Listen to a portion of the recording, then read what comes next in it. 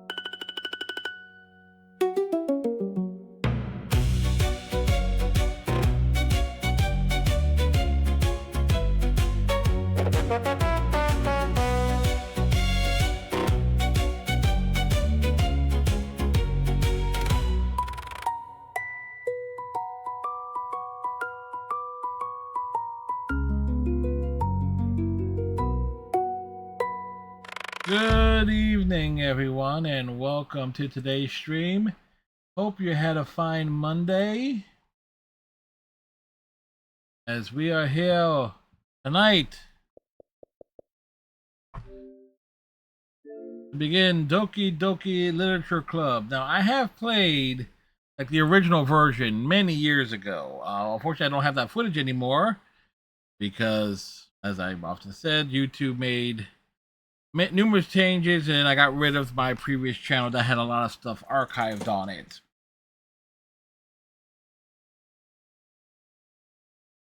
So, but anyway, I got some writing done today. Work was all right.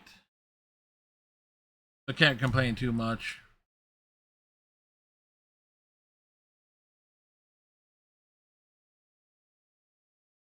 This game is not suitable for children or those who are easily disturbed. Individuals suffering from anxiety or depression may not have a positive experience playing this game. If you'd like to review detailed content warnings, which contain spoilers, alternately in-game content warnings can be enabled in the settings menu at any time. No, we don't want any spoilers. By playing Doki Doki Literature Club, you agree that you have noted the game's age rating in your region and your consent to your exposure to highly disturbing content. Yes, I accept.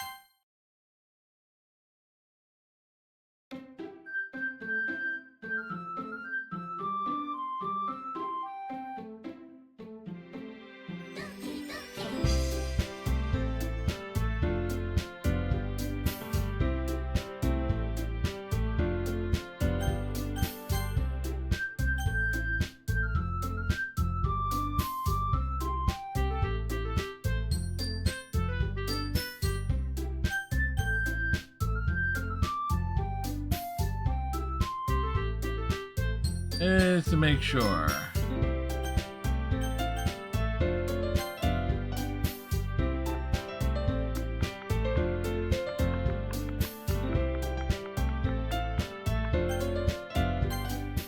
There we go, and away we go. Hey!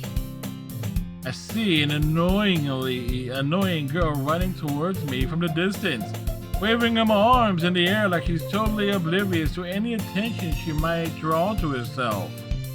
The girl is Sayuri, my neighbor and good friend since we were children. You know, the kind of friend you never see yourself making today, but it just kind of works out because you've known each other for so long. We used to walk to school together on days like this, but starting around high school, she would oversleep more and more frequently. Now we get tired of waiting up. But if she's gonna chase after me like this, I almost feel better off running away. However, I just sigh and idle in front of the crosswalk and let Sayori catch up to me.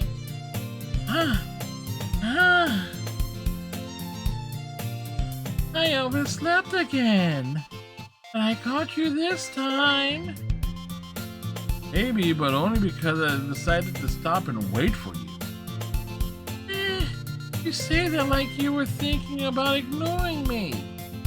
That's mean. Well, if people stare at you for acting weird, then I don't want them to think we're a couple or something. Fine. But you did wait for me after all. I guess you don't have it in you to be mean even if you want to. Whatever you say, Sayori. We cross the street together and make our way to school. As we draw near, the streets become increasingly speckled with other students making their daily commute. By the way, Fred, have you decided on a club to join yet? A club? I told you already I'm not really interested in joining any clubs. I haven't been looking either. That's not true. You told me you would join a club this year. Did I? I'm sure it's possible that I did in one of our many conversations where I dismissively go along with whatever she's going on about. Sayuri likes to worry a little too much about me when I'm perfectly content just getting by on the average while spending my free time on games and anime. I was talking about how I'm worried that you will learn how to socialize or have any skills before college. Your happiness is really important to me, you know. I know you're happy now, but I die at the thought of you becoming a NEET in a few years because you're not used to the real world. You trust me, right? Don't make me keep worrying about you. Alright. I'll look at a few clubs if that makes you happy. No promises though. At least promise me you try a little. Yeah, I guess I'll promise you that. Hey! Why do I let myself get lectured by such a carefree girl? More than that, I'm surprised I even let myself relent to her. I guess seeing her worry so much about me makes me want to ease her mind at least a little, even if she does exaggerate everything inside of her head.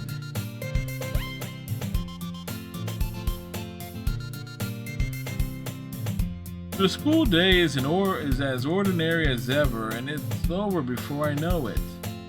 I packed up my things. After I pack up my things, I stare blankly at the wall, looking for an ounce of motivation. Clubs. Sayuri wants me to check out some clubs. Guess I have no choice but to start with the anime club. Hello? Sayuri? Sayuri must have come into the classroom while I was spacing out. Look around and realize that I'm the only one left in the classroom. I thought I catch you coming out of the classroom. I saw you just sitting here and spacing out, so I came in. Honestly, you're even worse than me sometimes. I'm impressed. You don't need to wait up for me if it's going to make you late for your own club. Well, I thought you might need some encouragement, so I thought, Know what? Well, that you could come to my club. Sayuri? Yeah? There's no way I'm going to your club. Mimi! Sayuri is vice president of the literature club. Not that I was ever aware that she had any interest in literature. In fact, I'm 99% sure she only did it because she thought it would be fun to help start a new club. Since she was the first one to show interest after the one who proposed the club, she inherited the title Vice President. That said, my interest in literature is guaranteed to be even less. Yeah, I'm going to the anime club. Come on, please. Why do you care so much anyway?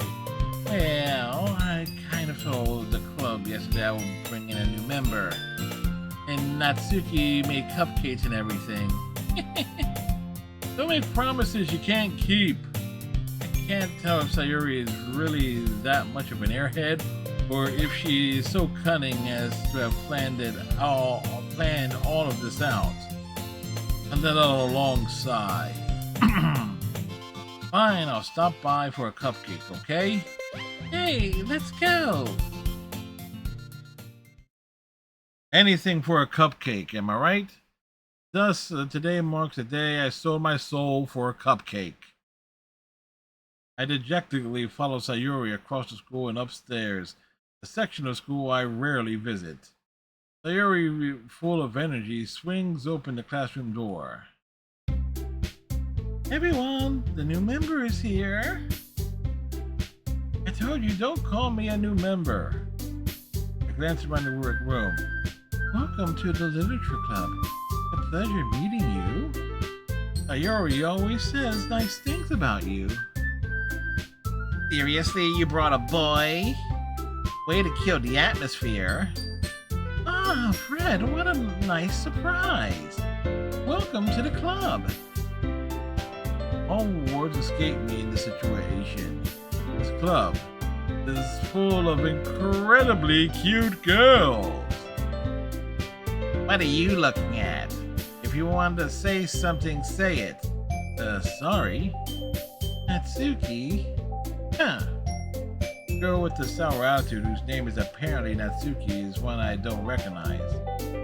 Small figure makes her look like a first-year student.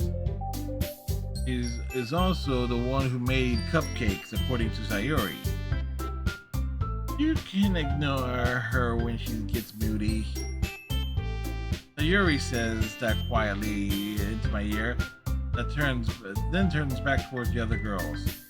Anyway, this is Natsuki, all full of energy, and this is Yuki, the smartest in the club.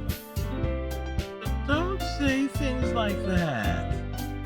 Yuri, who appears completely more mature and timid, seems to have a hard time keeping up with people like Sayuri and Natsuki. Oh, well, it's nice to meet both of you. And it sounds like you already know Monica, is that right? That's right. Great to see you again, Fred. Monica smiles sweetly. We do know each other. We rarely talk, but we were in the same class last year. Monica was probably the most popular girl in class, smart, beautiful, athletic, basically completely out of my league. Having her smile at me so gentle feels a little... Yeah, you too, Monica. Come sit down, Fred. We made the room for you at the table so you can sit next to me or Monica. I'll get the cupcakes. Hey, I made them. I'll get them. Sorry, I got a little too excited. Then how about I make some sweet tea as well? Girls have a few desks arranged to form a circle. As I already mentioned, it's been widened so that there is one more space next to Monica and one space next to Sayuri. Natsuki and Yuri will walk over to the corner of the room where Natsuki grabs a wrap tray and Yuri opens the closet. Still feeling awkward, I take a seat next to Sayuri. Natsuki proudly marches back to the table, tray in hand. Okay, are you ready? Ta-da! Whoa! Natsuki lifts the foil off the tray to reveal a dozen white, fluffy cupcakes decorated to look like little cats. The whiskers are drawn with icing, and little pieces of chocolate were used to make ears. So cute! I had no idea you were so good at baking, Natsuki. Well, you know. Just hurry up and take one. Sayuri grabs one first, then Monica. I follow. It's delicious! Sayuri talks with her mouth full and has already managed to get icing on her face. I turn the cupcake around in my fingers, looking for the best angle to take a bite. Natsuki is quiet. I can't help but notice her sneaking glances in my direction. You waiting for me to take a bite? I finally bite down. The icing is sweet and full of flavor. I wonder if she made it herself. This is really good. Thank you, Natsuki. Why are you thanking me? It's not like haven't I heard this somewhere before? Made them for you or anything? I thought you technically did, Sayuri said. Well, maybe. But not for you know, you dummy. Alright. I gave up on Natsuki's weird logic and dismissed the conversation. Yuri returned to the table carrying a tea set. He carefully placed the tea cup in front of each of us. We're sitting down the teapot next to the cupcake tray. You keep a whole tea set in this classroom? Don't worry, the teachers gave us permission. After all, doesn't a hot cup of tea help you enjoy a good book? I guess. Don't let yourself get intimidated. Yuri's just trying to impress you. Yeah, that's not. Insulted, Yuri looks away. I meant that you know, I believe you. Well, tea and reading might not be a pastime for me, but I at least enjoy tea. I'm glad. Yuri faintly smiles to herself in relief. Monica raises an eyebrow and smiles at me.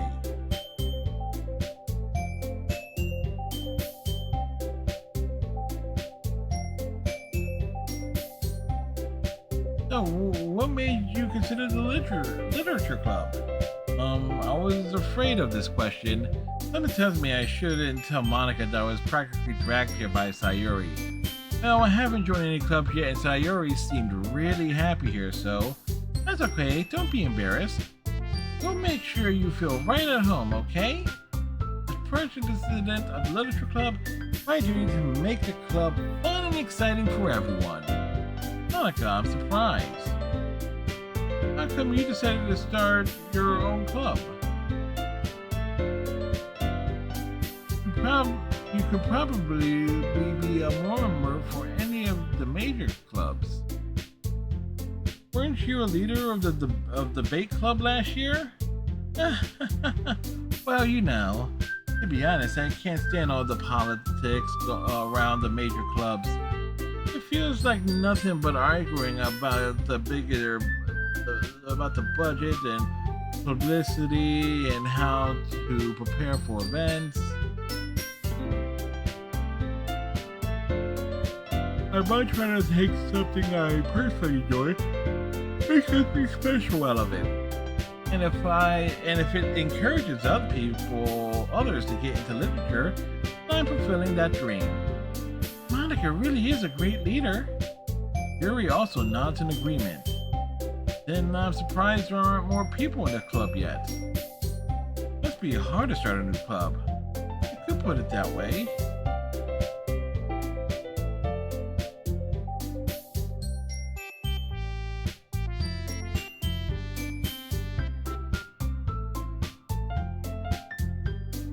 Not many people are very interested in putting out all the effort to start something new, especially when it's something that doesn't grab your attention like literature. You have to work hard to convince people that you're both fun and worthwhile. But it makes school events like the festival that much more important. I'm confident that we can all really grow this club before we graduate.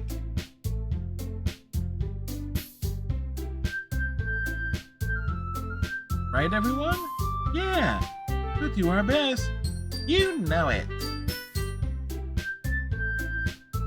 Everyone enthusiastically agrees. Such different girls all interested in the same goal. Monica must have worked really hard just to find these three. Maybe that's why they were all so delighted by the idea of a new member joining. Though I still don't know if I can keep up with their level of enthusiasm about literature. Hey, Stevie! I see it's your first time chatting here. Hope you're having a good day. So Fred, what kind of things do you like to read? Well, considering how little I've read these past few years, I don't really have a good way of answering that. Manga, I mutter quietly to myself, half joking. Natsuki's head suddenly perks up. Looks like she wants to say something, but she keeps quiet. Not much of a reader, I guess. Well, that can change. What am I saying? I spoke without thinking after seeing Yuri's sad smile. Anyway, what about you, Yuri? Let's see. Yuri traces the rim of her teacup with her finger. My favorites are usually novels that build deep and complex fantasy worlds. The level of creativity and craftsmanship behind them is amazing to me. Telling a good story is such a foreign world. In such a foreign world is equally impressive. As the Phillies beat the Marlins 6-5. Yuri goes on, clearly passionate about her reading. She seems so reserved and timid since the moment I walked in. But it's obvious by the way her eyes light up that she finds her comfort in the world of books not people. But you know, I like a lot of things. Stories with deep psychological elements usually immerse me as well.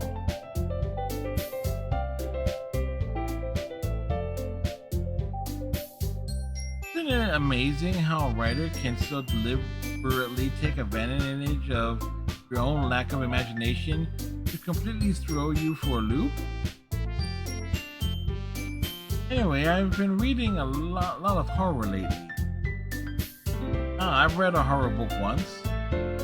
I desperately grabbed something I can relate to at a minimum level. At this rate, Yuri might as well have a conversation with a rock. Yes, words. Me fail English? That's impossible.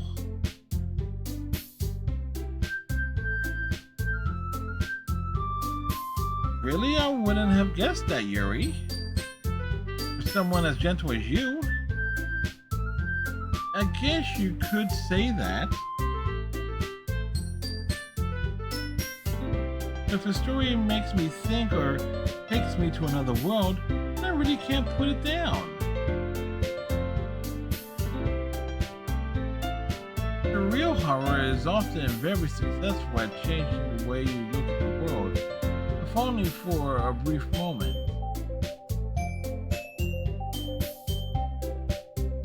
I hate horror. Oh, what is that? Oh, Natsuki's eyes dart over from me for a split second. Never mind. That's right, you usually like to write about cute things, don't you, Natsuki? What? What gave you that idea? Left a piece of scrap paper behind the club last meeting. It looked like you were working on a poem called Don't Say It Out Loud. Give that back. Fine. And your cupcakes, your poems, everything you do, just as cute as you are.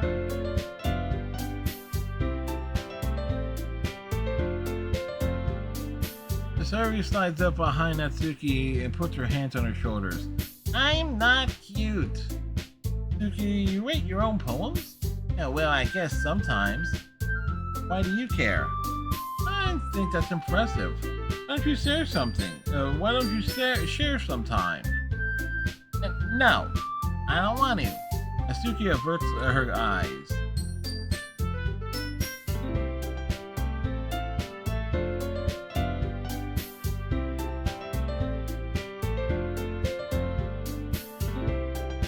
Like them. Not a very confident writer yet. I understand how Natsuki feels.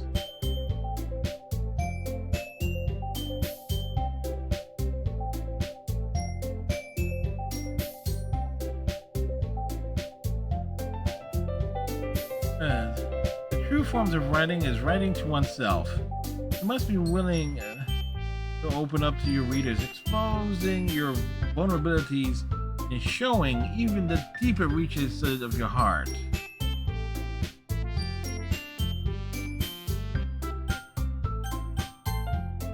Miss something?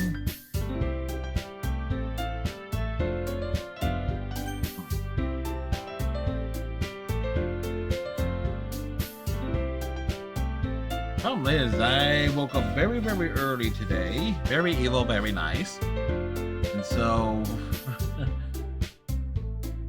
this is tough to see. Do you have any writing experience too, Yuri? Maybe if you start sharing some of your work, you can set the example and help Natsuki feel comfortable enough to share hers. I guess that's the same for Yuri. Oh, I want to read everyone's poems. We sit in silence for a moment.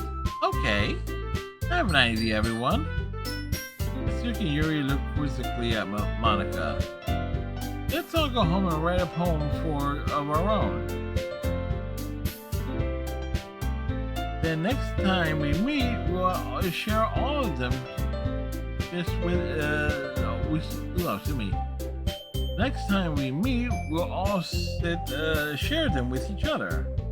That way, everyone is even. Okay. Yay, let's do it! Thus, now that we have a new member, I think it will help us all get a little more comfortable with each other and strengthen the bond of the club. Isn't that right? Monica smiles warmly at me once again.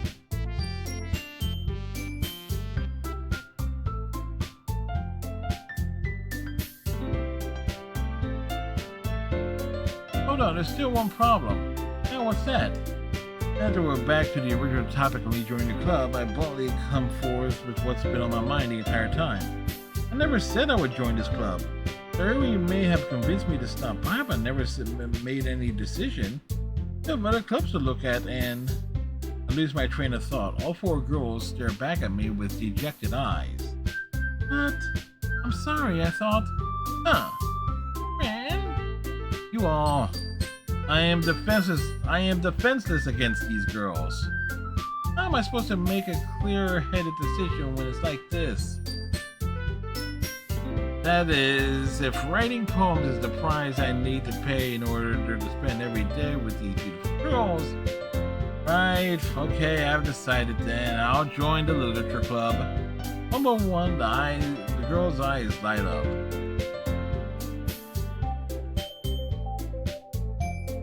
Yuri wraps her arms around me and jumping up and down.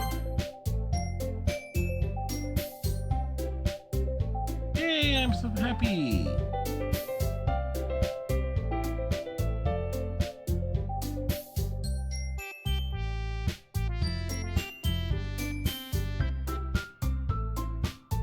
You really did scare me for a moment.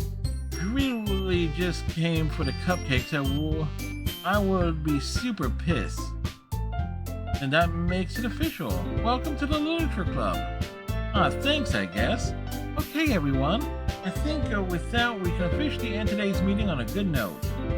Everyone remember tonight's assignment. Write a poem to bring to the next meeting so we can all share. Monica looks at me once more. I look forward to seeing how you express yourself. Yeah. Can I really impress the class star Monica with my mediocre writing skills?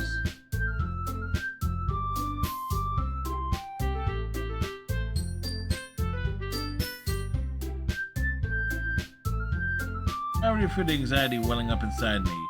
Meanwhile, the girls continue to chit-chat as Yuri and Natsuki clean up their food. Hey, since we're already here, do you want to walk home together? That's right, Sayuri and I never walk home together anymore because she's always stayed after school for clubs. Sure, might as well. Hey!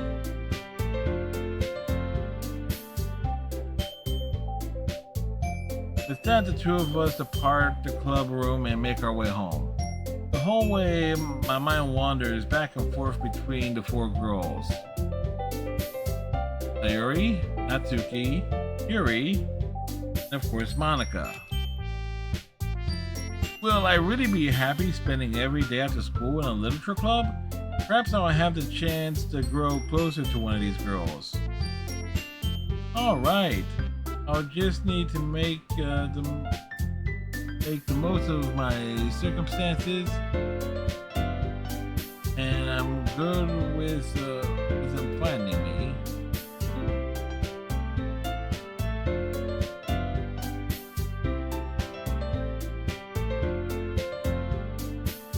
I just need to make the most out of my circumstances, and I'm sure good fortune will find me.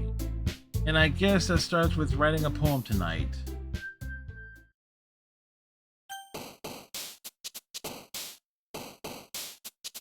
I do apologize, folks. I'm just kind of wonky this evening.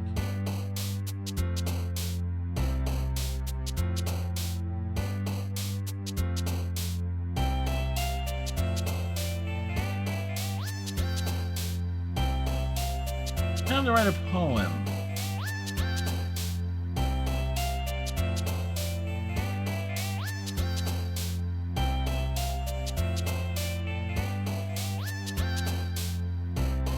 Pick words you think your favorite club member will like. Something good will happen with whoever will like your poem most.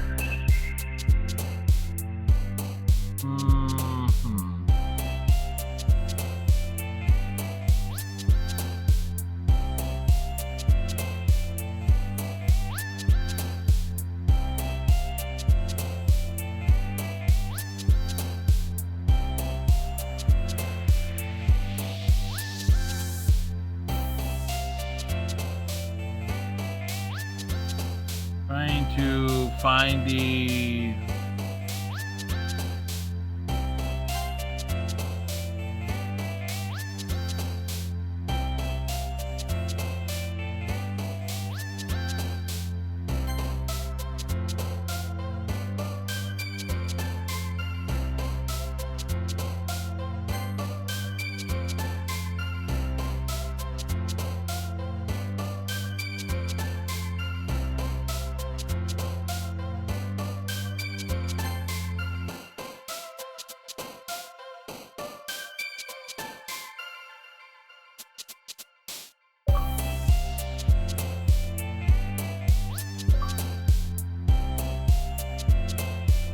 Ah, yes.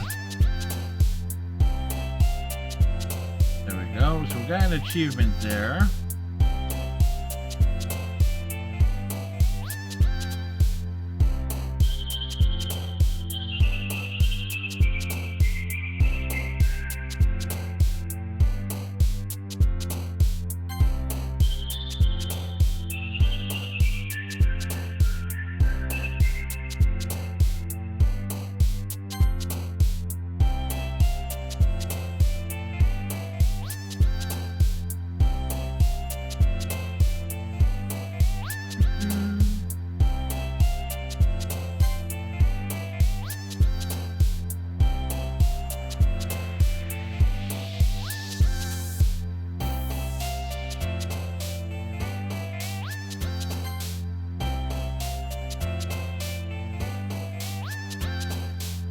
Not one of her words.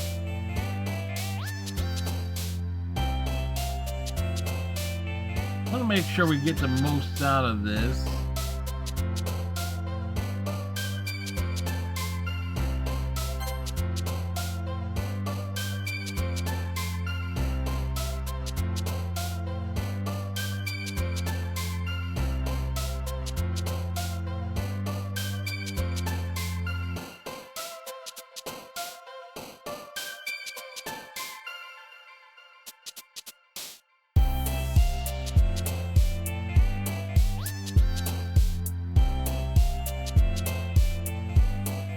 Okay, so that was not it.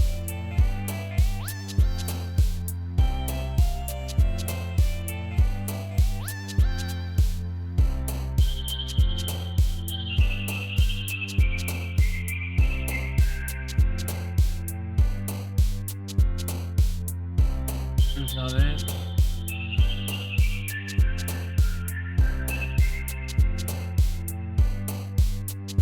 Escape. The anger is not there. I think it's not it. The Jumping Inferno?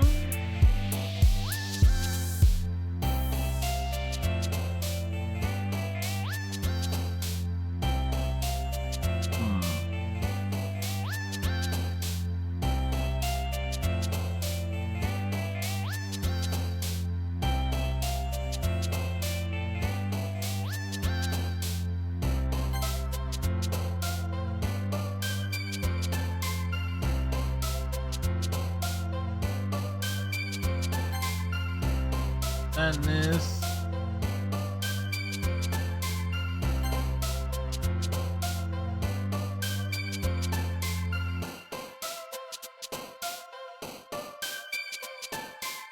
Is there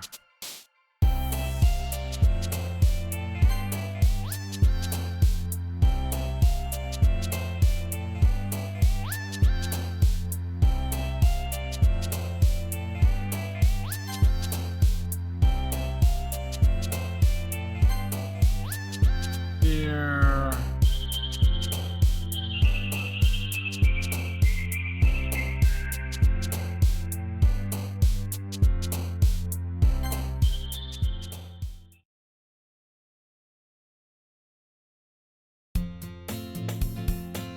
Alrighty.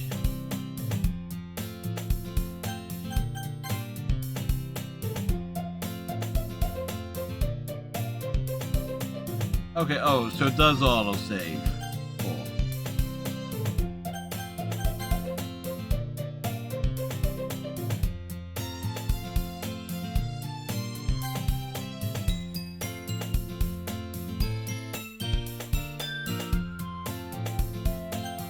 Problem is like I have trouble reading off that pink background.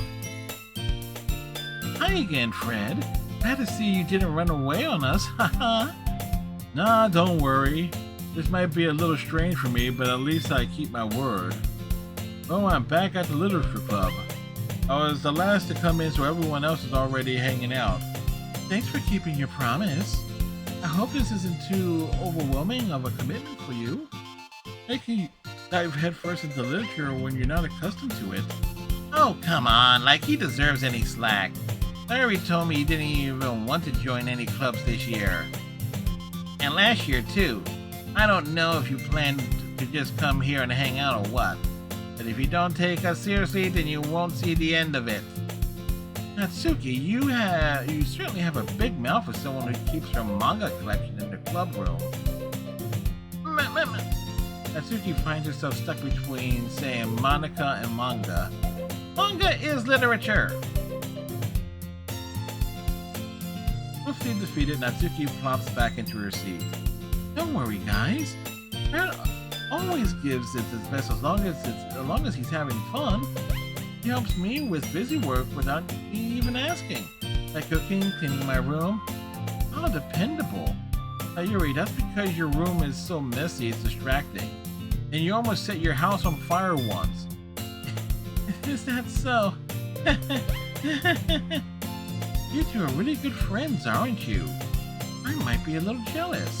How come you and he can be good friends too? Sayuri? Huh? As usual, Sayuri seems oblivious to the weird situation she just put me into. Oh, Yuri even brought you something today, you know. Wait, Sayuri? Me? No, not really. Don't be so shy. Really nothing. What is it? Never mind. Sayuri made it sound like a big deal when it's really not. Oh, what do I do? I'm sorry, Yuri, I wasn't thinking. Guess it means it's up to me to rescue this situation. Hey, don't worry about it. First of all, I wasn't expecting anything in the first place.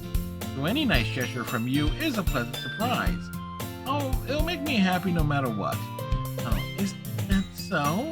Yeah, I won't make it a big deal if you don't want it to be. Alright, well here. Yuri reaches into her bag and pulls out a book. I don't want you to feel left out. I picked out a book that I thought you might enjoy. It's a short read, so it should keep your attention even if you don't usually read. And we could, discuss it if you wanted. This is how this girl accidentally being so cute. Because, well, let's face it, Yuri is, on character design, she is the second cutest girl. Because it goes Monica, Yuri, Sayuri, and Natsuki. In that order. Descending order.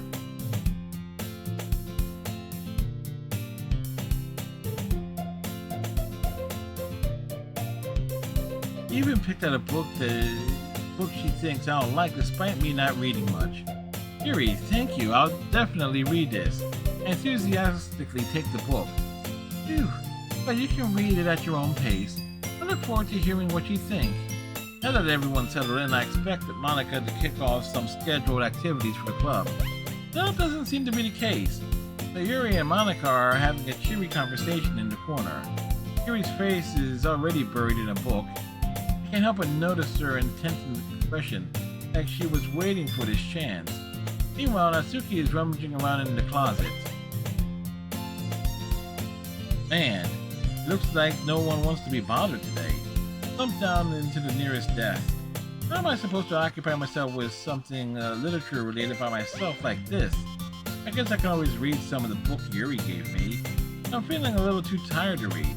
I could probably fall asleep right now. Close my eyes and end up listening in on Sayuri's conversation with Monica. Probably gonna seem really lame compared to all the other clubs though. Huh? Well, we can't give up. Festivals are a chance to show everyone what literature is all about. The problem is that the idea of a literature club sounds too dense and intellectual. But it's not like that at all, We just need a way of showing that to everyone. Something that speaks to their creative mind. It doesn't solve the problem, though. What do you mean? Even if we come up with the most fun things ever, everyone would come in the first place if it's a literature event. So it's more important to figure out how to get people to show up in the first place, And after they come, you can do the thing to speak to their creative minds. But this, Sayuri's taking this really seriously? rare to hear her deliberating like this. Oh, that's a good point. In that case, do you think of who will do the trick? What kind? Oh, well, I guess we could. Cupcakes! Ah, good thinking. Suki would love to do that. Ah, you're right. Natsuki makes the best cupcakes. That works out perfectly. That's why you suggested it. That wasn't why you suggested it? Excuse me, words.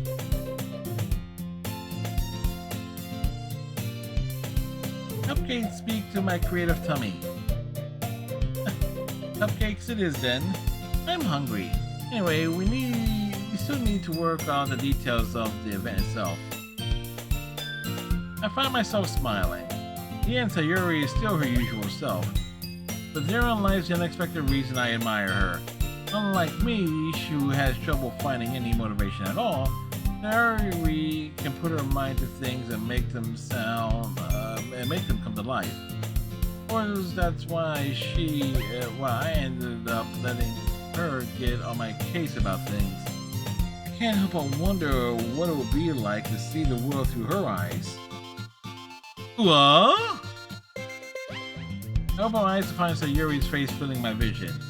I nearly fall out of my chair. Sorry. Wait, actually, I'm not sorry at all. Your fault for sleeping like that. This isn't a napping club.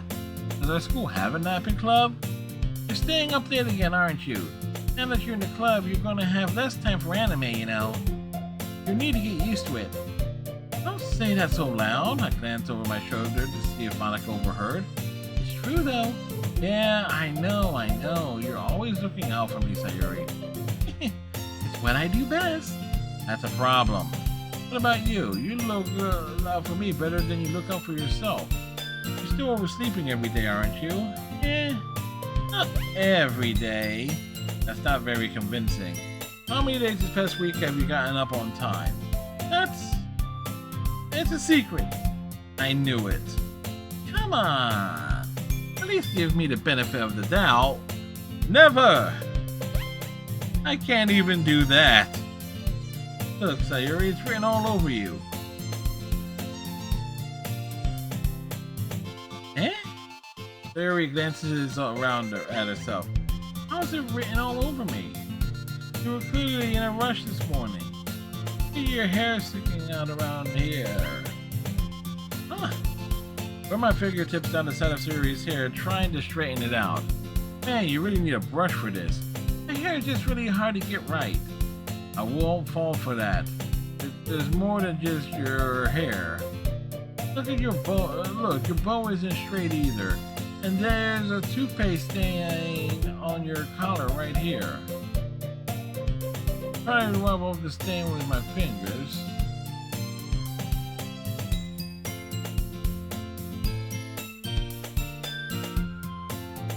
But nobody would ever notice that. Of course they would. Nobody's going to tell you about it because they don't want to embarrass you. Fortunately, I really don't care about that. Hey, you're a meanie. You don't even keep your blazer button up. Seriously, Sayuri. Why do you think you don't have a boyfriend yet? Eh? That's super mean. Sorry, but you'll thank me later. Start to button her blazer from the bottom. Once you see how much better it looks, you'll change your mind.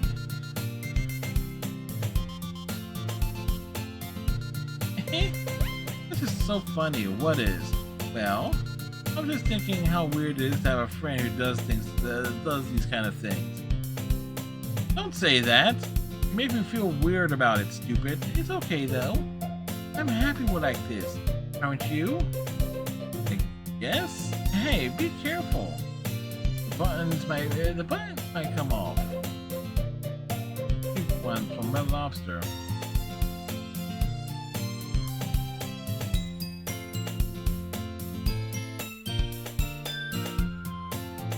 Why is this one so hard to close? I struggle to fully close the buttons near her chest. Does this thing even fit you properly? Did when I bought it. If you ever button it, you would have noticed sooner that it doesn't fit you anymore. What are you smiling about? It means my boobs got bigger again. Don't say that out loud. Anyway, you look much better now, so why does it feel strange to see Sayori's blazer button up like that? But it's so stuffy. Not worth it at all. Sayori hastily unbuttons her blazer once more. Phew, that's so much better. Sayori puts her arms out and twirls around.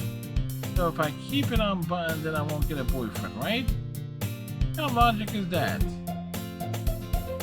Why are you saying that, like, it's not a good thing?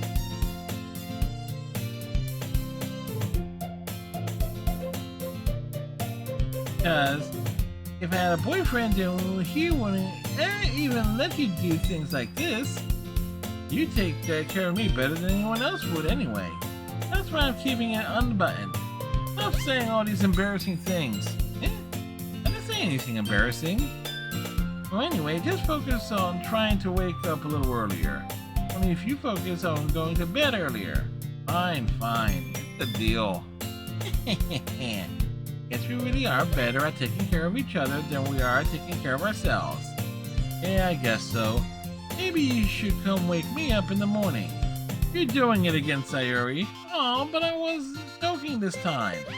And it's impossible to tell with you sometimes. Okay, everyone. Monica suddenly calls out, why don't we share the poems we wrote now? Yay! Fred, I can't wait to read yours. Yes, same. I failed to sound enthusiastic, but Sayori still trots away to retrieve her poem. By the way, do you remember to write a poem last night? Yeah. My relaxation ends. Can't believe that I agreed to something so embarrassing.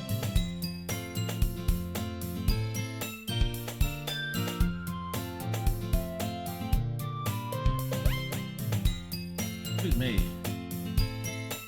I couldn't really find much inspiration since I've never really done this before. Well, now that everyone's ready, why don't you find someone to share it with? I can't wait! Sayori and Monica actually pull out their poems. Sayori is on a wrinkled sheet of loose leaf torn from a spiral notebook. On the other hand, Monica wrote hers in a composition notebook.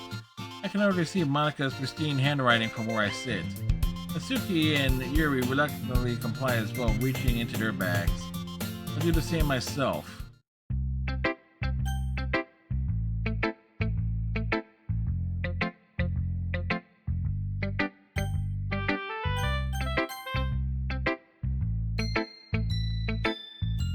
Give me a moment, take a short breather break, stretch legs and stuff.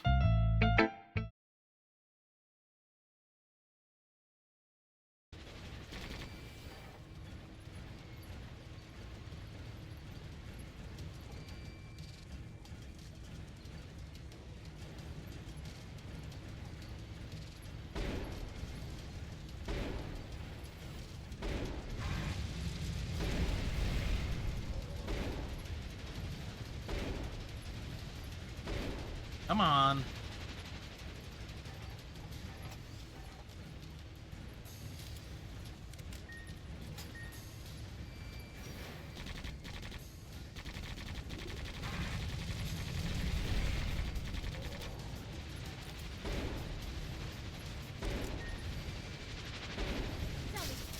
Got him. Make a living.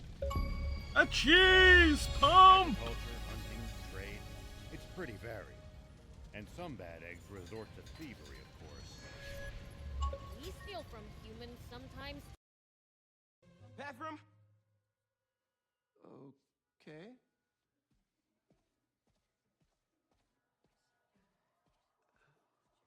Now, surface tension. Oh, is all something about happening outside. Now, in equation form, surface tension, gamma, can be calculated as the force exerted parallel to the surface Peter, of you're not paying attention to what's out the window? F divided by the length, L, of the line over which the force acts. Can anybody... I need your help. It needs, Mr. Morales, is it? Are you sure this isn't something you can handle yourself? I'm sure. Oh, sure. Yeah, it's like he needs help getting his drawers Okay, undone. class, read chapter 4 or 5 or whatever. Miles, I need this job. If the principal comes back and sees I'm gone, I'm gonna get fired. I know, but you gotta see this. Huh? Ad break incoming. Whoa! It's a boulder.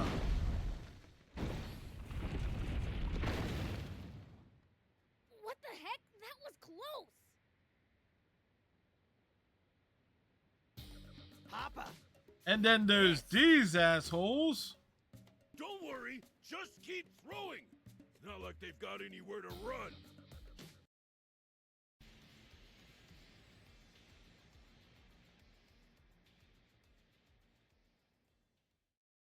Old man, thief, Anne, don't bite your tongues. Don't bite your tongues. Oh, you! I said don't move! And back, sorry. Needed to get up, move around, stuff like that.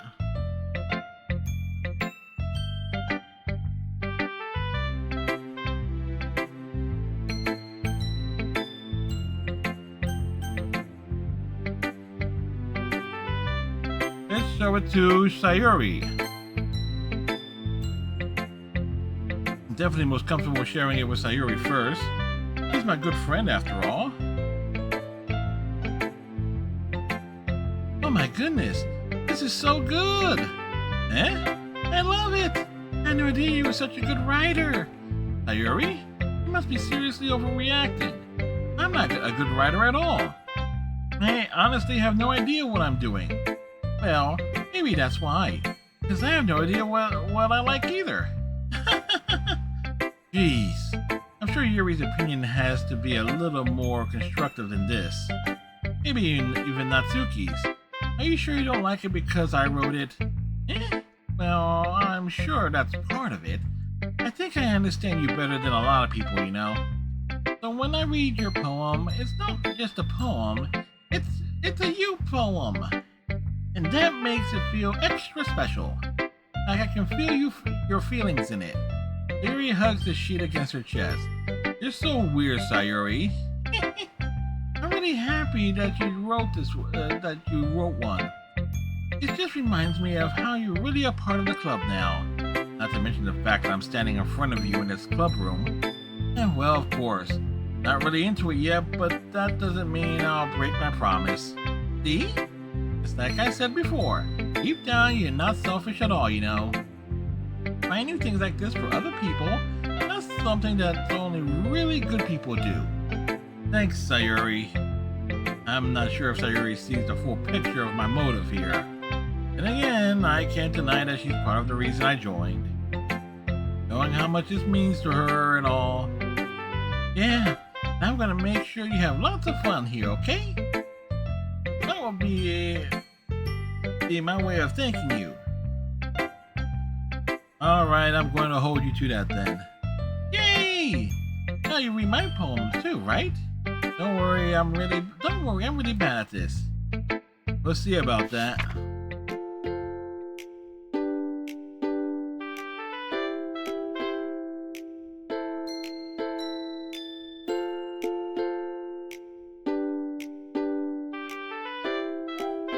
Dear Sunshine, the way you glow through our blinds in the morning makes me feel that you miss me. Kiss my forehead to help me out of bed.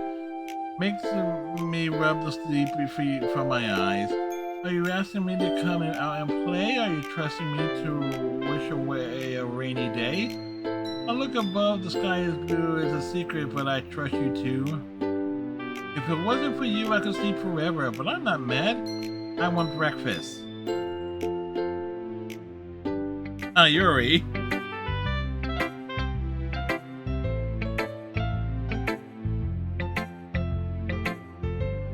This is a guess, but did you wait until this morning to write this?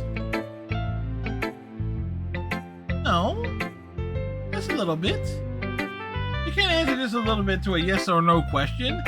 I forgot to do it last night. Well, at least that makes me feel a little better about myself. Don't be mean. I still try my best. Oh, yeah.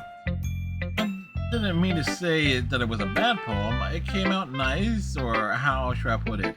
It sounds just like you. Really? Yeah. Especially that last line.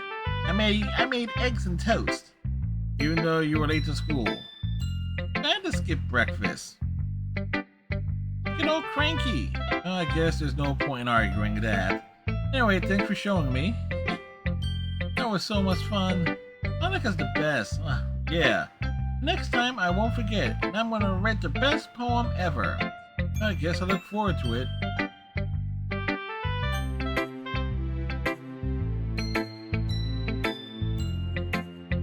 Natsuki.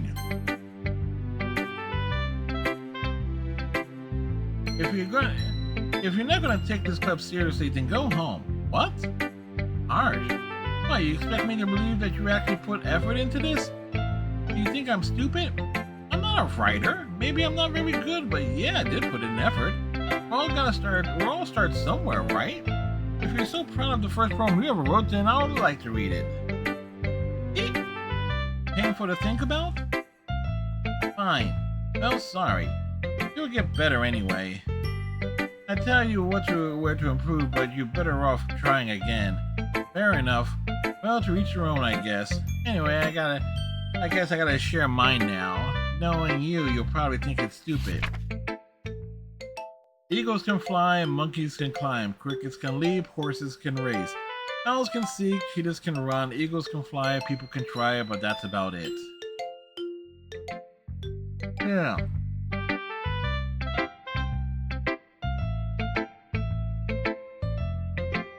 I told you that you weren't going to like it. I like it.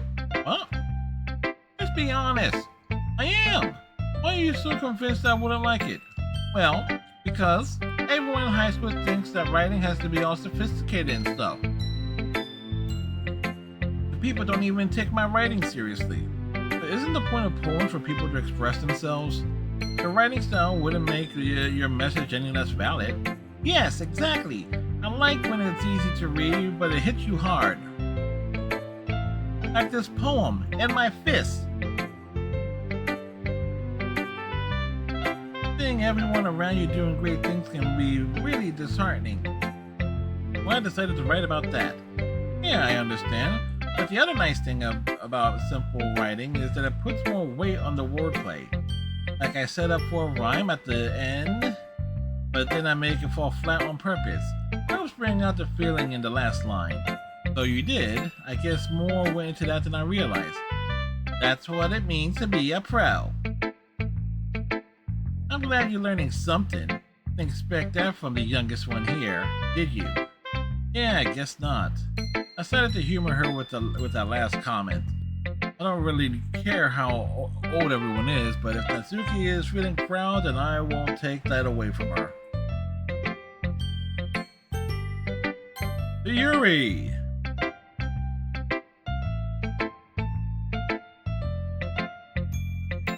Yuri stares at the poem. A minute passes, more than enough time for her to finish reading. Oh, sorry. I forgot to start speaking. It's fine, don't force yourself. I'm not. I just need to put my thoughts into words. Hold on. Okay. This is your first time writing a poem, right?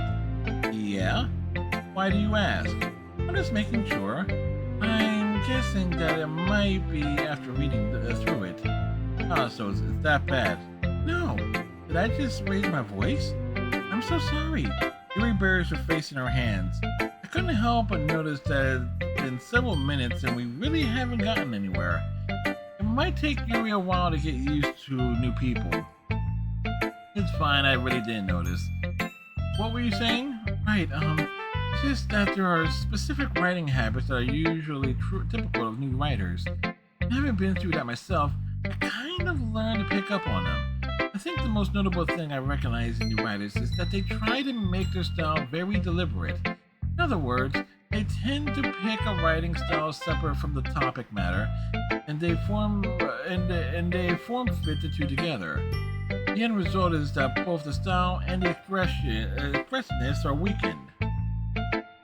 Once Yuri finds her train of thought, it's as if her demeanor totally changes. Her stammering is completely gone and she sounds like an expert. Of course, that's not something you can be blamed for. There are so many different skills and techniques that go into writing even a simple poem.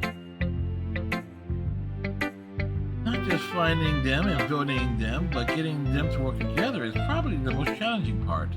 It might take you some time, but it all comes with practice and learning by example and trying new things. I also hope that everyone else gives you valuable feedback.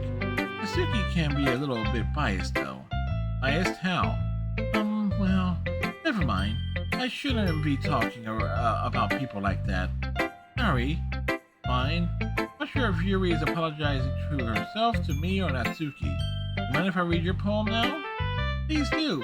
I'd love to share my thought process behind it. Yuri smiles dreamingly as if that's a rare opportunity for her. Which itself is kind of funny. After all, isn't this supposed to be a literature club? Really?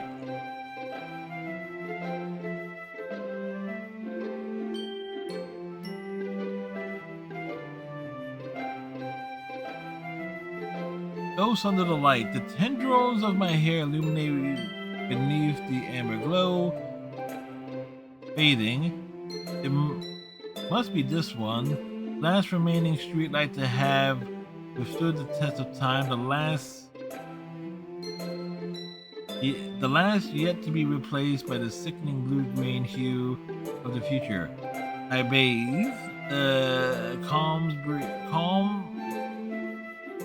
breathing air of the present, but living in the past. The light flickers, I flicker back.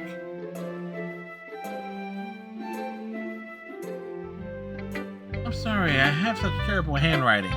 Yes, you do. What? I wasn't thinking that at all. It took you a long time to read. I don't read script very often.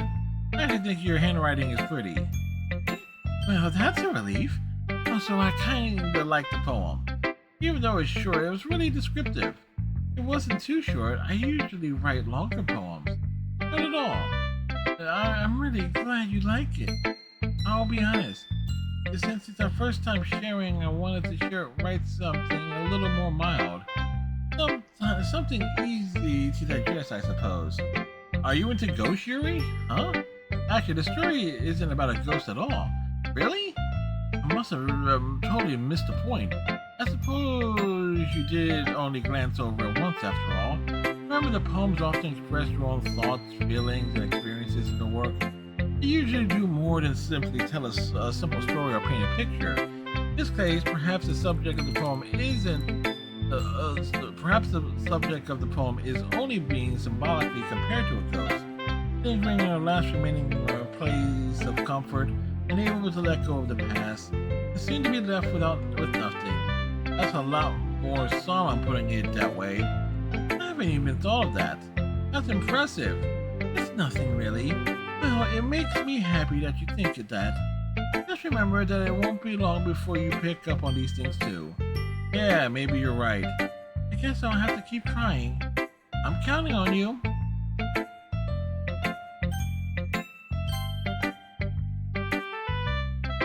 Hi!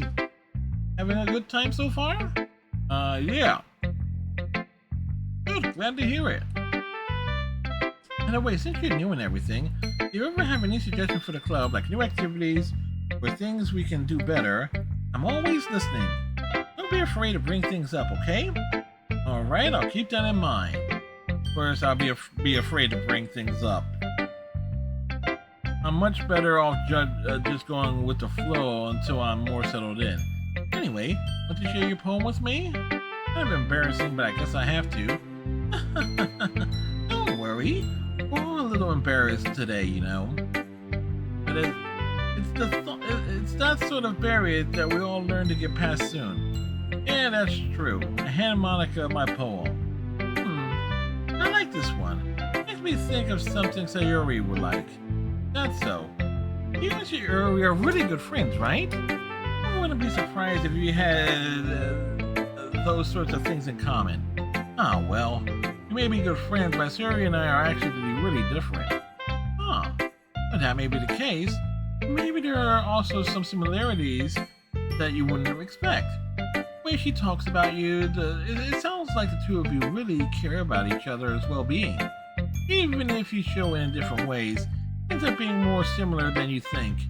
I think that's the kind of vibe I get when reading your poem. You're not reading into it too much? That could be. Oh gosh, that sounds like Yuri. In any case, Yuri's writing has the kind of gentle feel to it. I can tell that she likes exploring with emotions, like happiness and sadness. Who knew that someone so happy would enjoy things so sad? Would enjoy sad things too. Excuse me. Yeah, that's totally unexpected. To each their own, and you shouldn't be afraid to experiment a little more either. I'm sure I'll end up trying different things a lot. It could take a while before I feel comfortable doing this. That's okay. I love to see you try new things. That's the best way to find the kind of style that suits you. Everyone else might be a little bit biased towards your own kind of styles, but I'll always help you find what suits you the most. So don't force yourself to write over everyone else So don't force yourself to write the way everyone else wants you to write. It's not like you have to worry about impressing them or anything. Right. Anyway, do you want to read my poem now? Don't worry, I'm not very good. You sound pretty confident for someone who claims to be not very good. Well, that's because I have to sound confident. Doesn't mean I always feel that way, you know. I see. Let's read it then.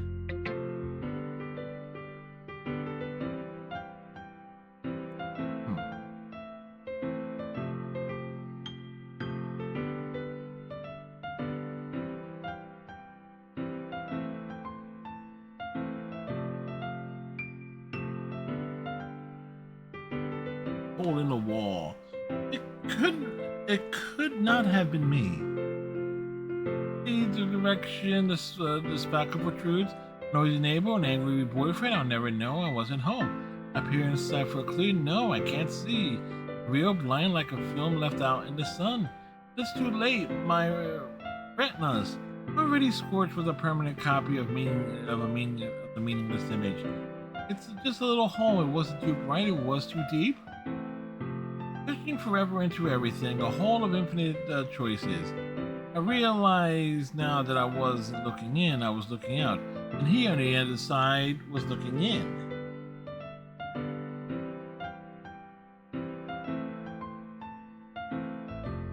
So what do you think?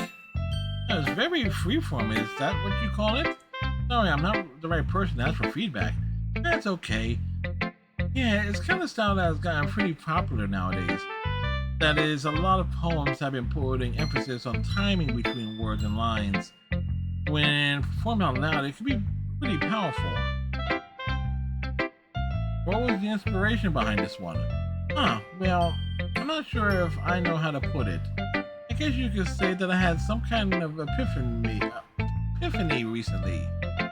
It's been influencing my poems a bit. An epiphany? Epiphany, excuse me. Yeah, something like that. Kind of nervous to talk about deep stuff like that because it's kind of coming on strong.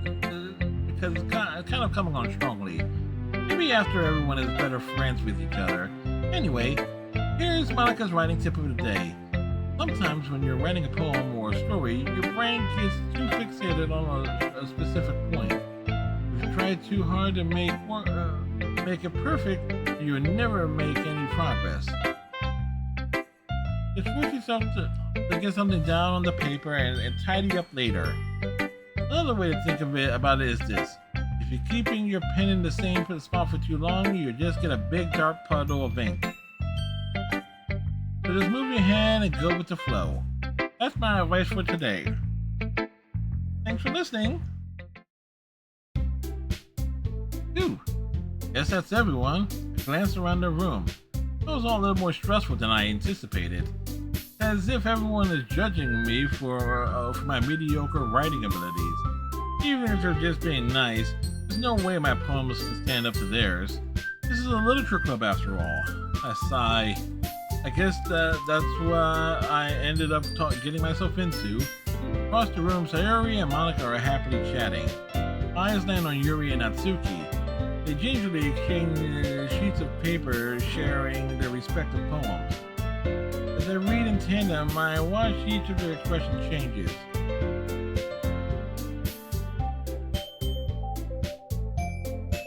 Natsuki's eyebrows furrow in frustration. Meanwhile, Yuri smiles sadly. What's with this language? Eh? Did you say something? Oh, it's nothing. Natsuki dismissively returns the poem to the desk with one hand. I guess you could say it's fancy. Ah, thanks. Yours is cute. Cute? Did you completely miss the symbolism or something? Clearly about the feelings of giving up. How can they be cute?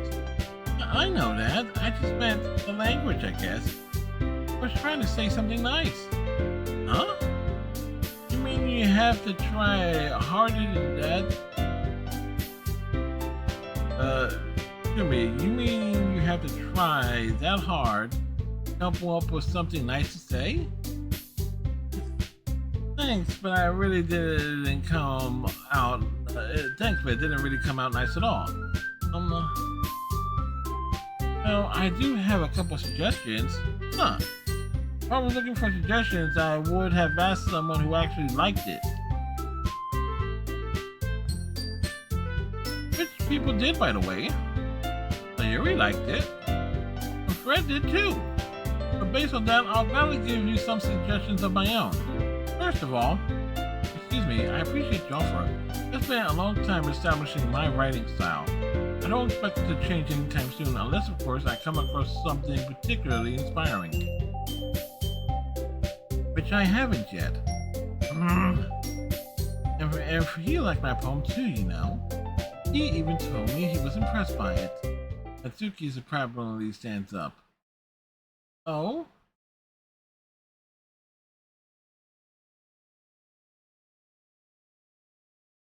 I didn't realize you were so invested in trying to impress our new member, Yuri. Eh? That's not what I... You just... Yuri stands up as well. Maybe you're just jealous that Fred appreciates my advice more than he appreciates yours. Huh? And how do you know he didn't appreciate my advice more? Are you that full of yourself? No. I was full of myself. I would deliberately go out of my way to make trouble or make everything I do overly cutesy. Ooh. Is everyone okay? Well, you know what? I wasn't the one whose boobs magically grew a size bigger as soon as he started showing up. Natsuki? Natsuki, that's a little... This does not involve you. I don't like fighting, guys. Suddenly, both girls turn towards me as if they just noticed me standing. But she's just kinda hard on you, Fred.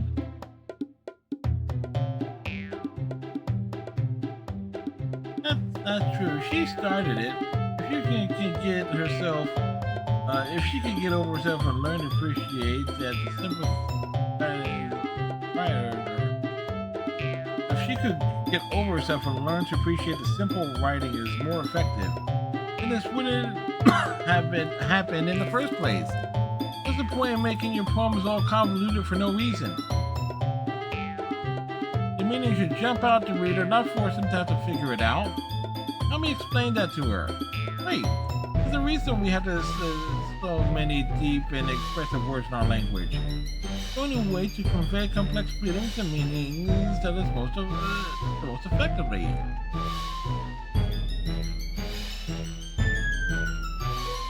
Avoiding them is not only unnecessarily limiting yourself, it's also a waste. You understand that, right? Well? How how did I get dragged into the situation in the first place? Not like I know anything about writing. Romans people to write so probably think more highly of me.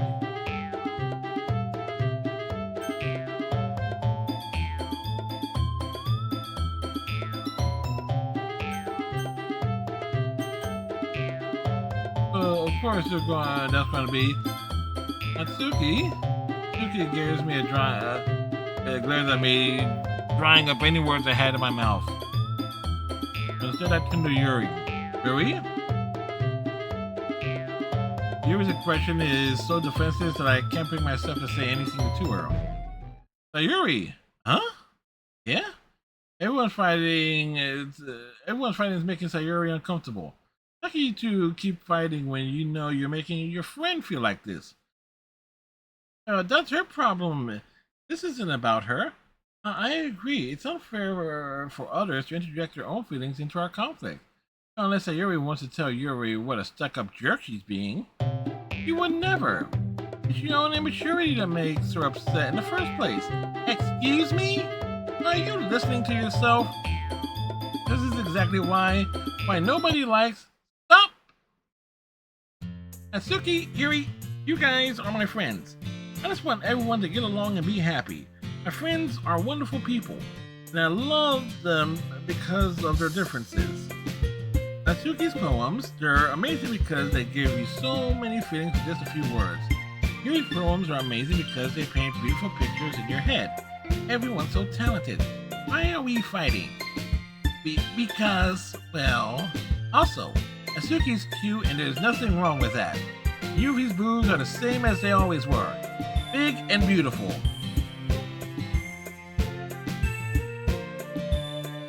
Yuri, she stands there triumphantly. Monica stands behind her with a bewildered expression. I'll make some tea.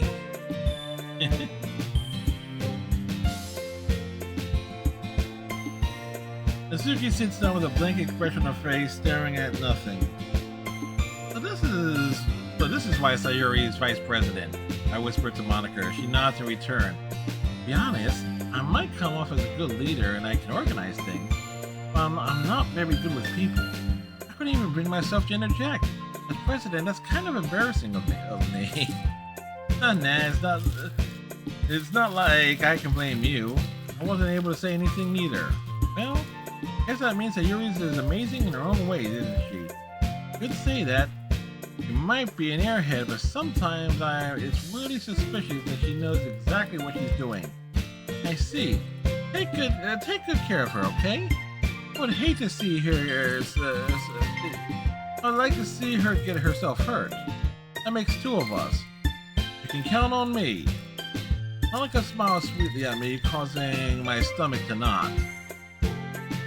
Such a genuine person really does make a good president, regardless of what she says. If only I could get the chance to talk to her a little more. Okay, everyone, it's just about time for us to leave. How do you feel about sharing poems? It was a lot of fun. Well, I'd say it was worth it. It was alright, well, mostly. How about you? No, I'd say the same. It was a neat thing to talk about with everyone. Awesome. In that case, we'll do the same thing tomorrow. And maybe you learned something from your friends too. So your poems will turn out even better. I think to myself, I did learn a little more about the kinds of poems everyone likes. Better than the luck, that means I can at least do a better job impressing those I want to impress. I nod to myself with newfound determination. Ed, ready to walk home? Sure, let's go. Sayuri beams at me. It really has been a while since Sayuri and I have spent this much time together. I can't really say I'm not enjoying it either.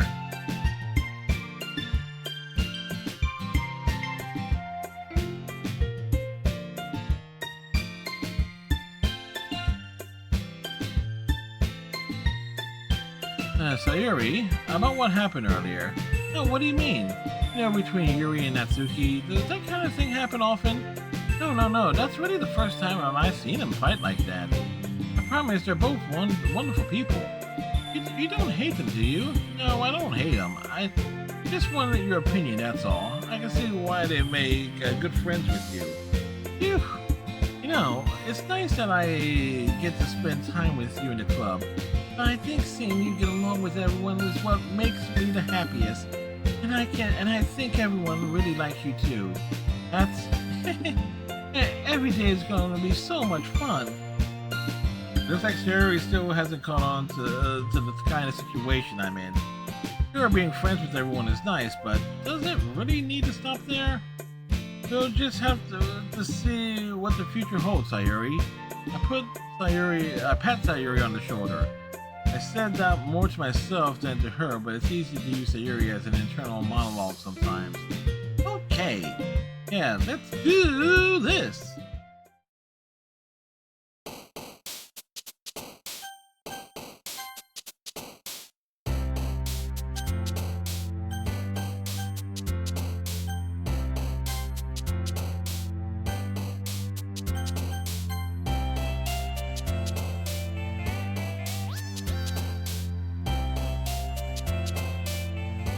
Okay, so we're looking for specific words.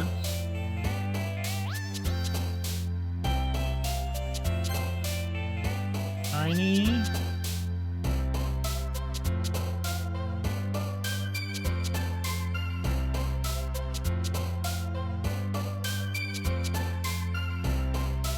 It's not on the list. It's not on the list. I mean, on the list, neither is fickle. Kisses.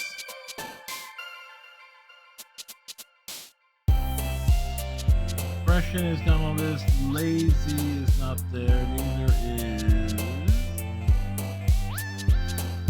lipstick. Melancholy. Cheeks is. Bubbles is.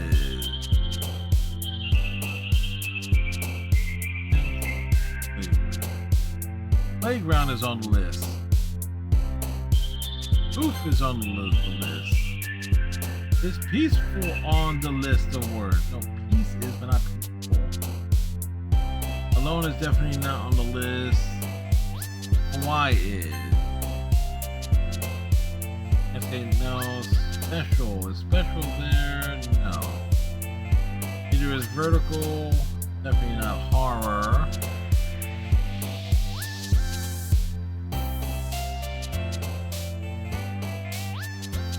This not needed a hopeless.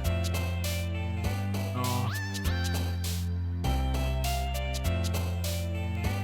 Lightning, no. Unending.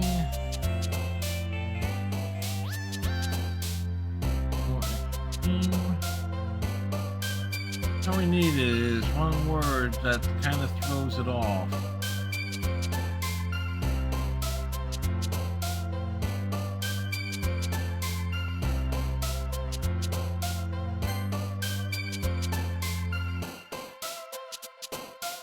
Email, for whatever reason, is on the list.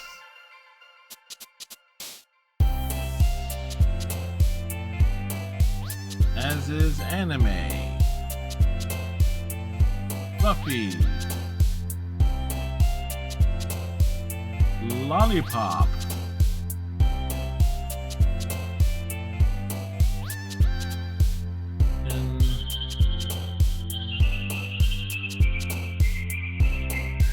And vanilla. Sugar. Not enough rainbow is not a word on her list. Cute. Go on the list? Yes. Yes.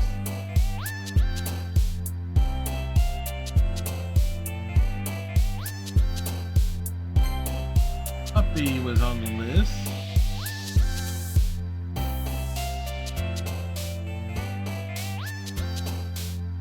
Valentine is on the list.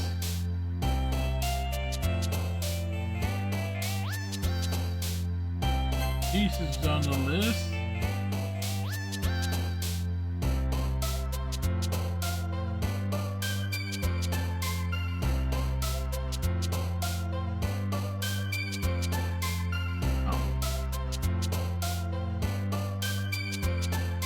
Skipping on the list. It is.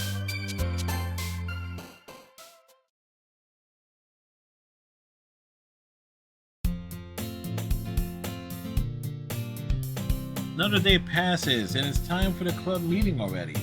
I've gotten a little more comfortable here over the past couple of days. Entering the club room, the usual scene greets me. Hi friend, yo Sayori, looks like you're in a good mood today. I'm just not used to being in the club, that's all. I see. That's a pretty simple thing to get you in a good mood. But I guess it's always simple things with you anyway. Speaking of which, I'm kinda hungry. Will you come with me to buy a snack? No thanks, eh? That's not like you at all. I have my reasons. The laws of science be a harsh. Hey, Striker. Why did that cut off?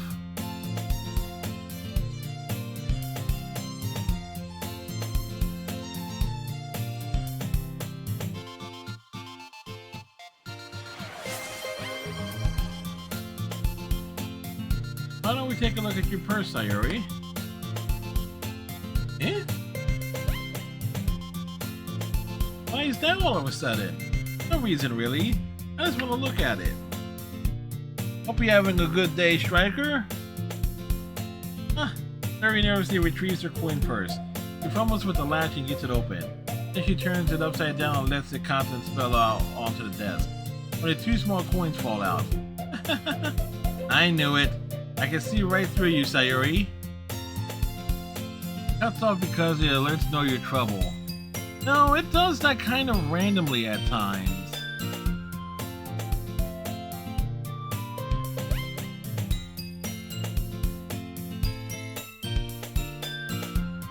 I can't find it.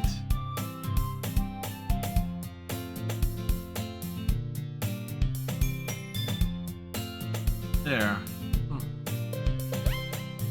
That's not fair. How do you even know? It's simple. If you had enough money in the first place, you would have bought a snack before coming to the club room. So either you're not hungry and wanted an excuse to take a walk, or you plan to conveniently forget that you spent all your money so that I would lend you some. But there's one more thing. You're always hungry, so that only leaves one option. What? I give up. Don't make me feel guilty. If you feel guilty, that means you deserve to feel guilty. Yuri suddenly giggles. Eh? I didn't notice she was listening in. Her face is in a book as always. I wasn't listening or anything. It's just something in my book. Yuri! Don't afraid to let me borrow some money. Don't get me involved like that, Sayuri.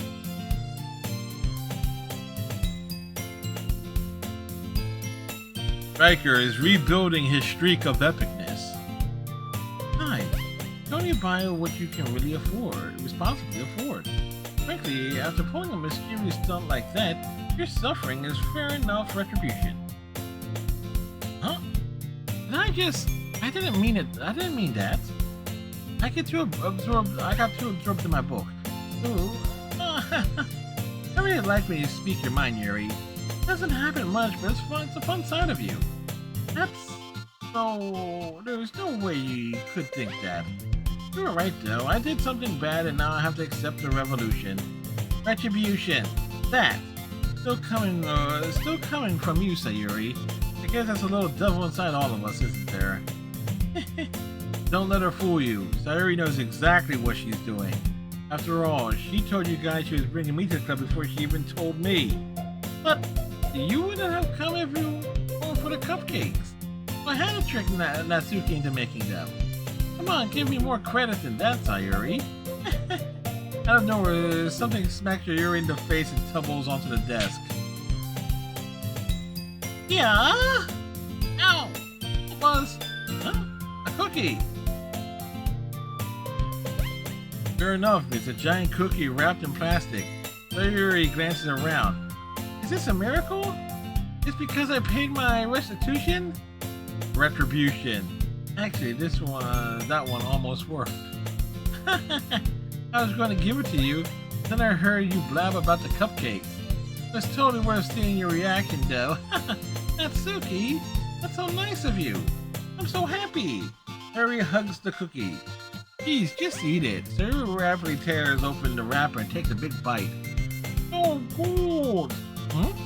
Sayuri suddenly claps her hand over her mouth. I bit my tongue. You're going through a lot just for over one cookie. Natsuki takes a bite of her own cookie. Oh, you looks really good too, Natsuki. Can I try it? Please, beggars can't be choosers. Yours is chocolate. Yeah, why do you think I gave you that one? Fine. No, I'm really happy you shared this one with me. Sayuri gets out of her seat and goes behind Natsuki and wraps her arms around her. Aw, jeez. I get it. Cookie still in hand, Natsuki reaches up to nudge Sayuri off of her. Oh! Sayuri suddenly leans down and takes a bite out of Natsuki's cookie. Hey! Did you seriously just do that? Mouthful, Sayuri trots away to safety. Yuri and I laugh as well. Geez, you're such a kid sometimes. Monica, can you tell Sayuri? Huh? Natsuki glances around. Monica is in the classroom. Where's Monica anyway? Good question. Have any of you heard about her being late today? Not me. Yeah, I haven't either. That's a bit unusual. I hope she's okay. Of course she's okay. She's probably just had something to do today. She's pretty popular after all. Eh? You don't think she has a... I wouldn't be surprised. Probably more desirable than all of us combined. That's true. Excuse me? Suddenly the door swings open. Sorry, I'm super sorry. Ah, there you are. I didn't mean to be late. You guys weren't worried or anything. Monica chose the club over her boyfriend after all. So strong-willed. A boyfriend? What on earth are you talking about? Saw the Yakuza games on sale on Xbox? I think I have them all except for the remaster for Yakuza 0. Since I played Yakuza 0 last year, there's like no point in getting it.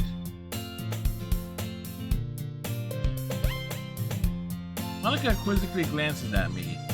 Never mind that. What held you up anyway? For my last period today was study hall. To be honest, I kinda just lost track of time. That makes no sense though. You would have heard the bell ring at least. Must not have heard it since I was practicing piano. Piano? Isn't where you played music as well, Monica? I don't really. I kinda just started recently. I've always wanted to learn piano. So cool! You should play something for us, Monica. Monica looks at me. Maybe once I get a little bit better, I will. Yay! Sounds cool. I'm also looking forward to it. Is that so? In that case, I won't let you down. Monica smiles sweetly. I didn't mean any pressure or anything like that. Don't worry. I've been practicing a whole lot recently. I really love the chance to share once I'm ready. I see. In that case, best of luck. Thanks. Well, I didn't miss anything, did I? No, not really. I chose to leave out Sayuri's mischievous escapade. I'm sure Natsuki will end up complaining to her anyway. Looks like everyone has already settled down. Sayuri somehow already finished her entire cookie.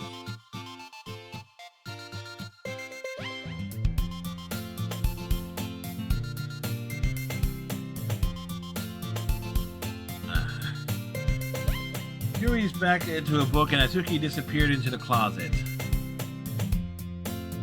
I hear Natsuki's other exasperation sigh from within the closet. Seems to be annoyed by something. I approached her in case she needs a hand. Looking for something in there? Freaking Monica, she never puts my stuff back in the right spot. What's the point in keeping your collection organized? Someone else is just gonna mess it up. Natsuki slides a bunch of stacked books and boxes across the shelf. Manga? You read manga, right? Sometimes. Manga is one of the things where you can't admit you're really into until you figure out where the other person stands. How do you know anyway? I heard you bring it up at some point. Besides, it's kind of written all on your face. What's that supposed to mean? I see. There's a lone volume of manga amidst a stack of various books on one side of the shelves. Curious, I pulled it out of the stack. There it is! Natsuki snatches it out of my hand. He turns to a box of manga and slips the volume right into the middle of the rest. Ah, much better. Seeing a box with one book missing is probably the most irritating sight in the world. I know the feeling. I get a closer look at the box she's admiring. Parfait Girls. A series I've never heard of in my life. Probably means it's either way out of my demographic or it's simply terrible. If you're going to judge, you can go do it through the glass of that door. He points to the classroom. Hey, I wasn't judging anything. I didn't even say anything. It was the tone of your voice. But I'll tell you one thing. Consider this a lesson straight from the Literature Club. Don't judge a book by its cover. In fact, Vicky pulls out the first volume of Parfait Girls from the box. I want to show you exactly why. She shoved the book right into my hands. I stare at the cover. It features 4 girls in colorful attire, striking animated feminine poses. It's exceedingly moe. Don't just stand there. What? The secret grabs me by the arms and pulls me out of the closet. I'm not in a closet.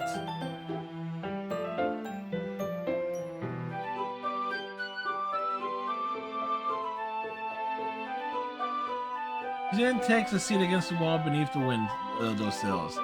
She pats on the ground next to her, signaling me to sit there.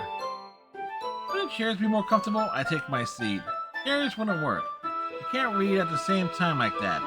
And why is that? I guess it's because it's easier to get closer like this. Don't just say that. Whoa, we got a raid! Kasara 7331 raiding in from streaming Little Guardsman. Kasara is currently raiding. The streamer offers a family-friendly environment with a mix of gaming, music, and voice acting. They enjoy casual gameplay and often take suggestions from patrons. Expect some spoilers in a relaxed atmosphere over at Kasara Streams at twitch.tv/Kasara7331. We are fans of Doki Doki. Well, welcome Kasara. Hope you're having a wonderful, having a good Monday. Yes, we are. This is my second playthrough, but first time on console with it. I played it back in, like, I want to say 2017. Mr. J-Star, welcome. Let's see, it's your first time here. Well, hope you're having a great day.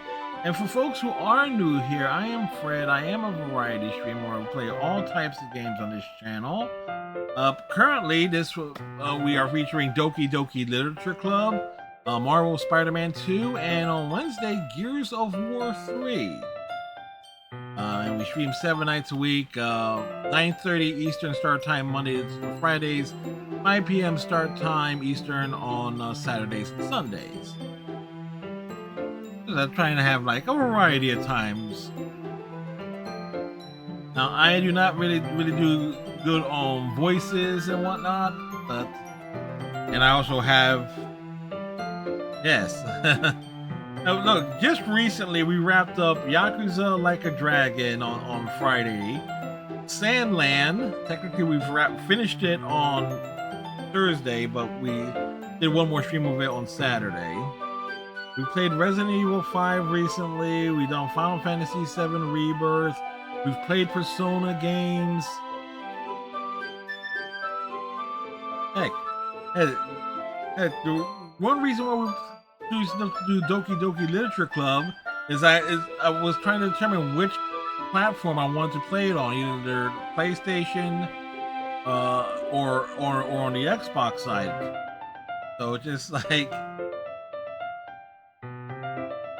because it really determines, like, because the other games that were in contention were JoJo's Bizarre Adventure, R Star Battle Royale and the JoJo Bizarre Adventure fighting game that came out a few years ago, and obviously Spider-Man 2.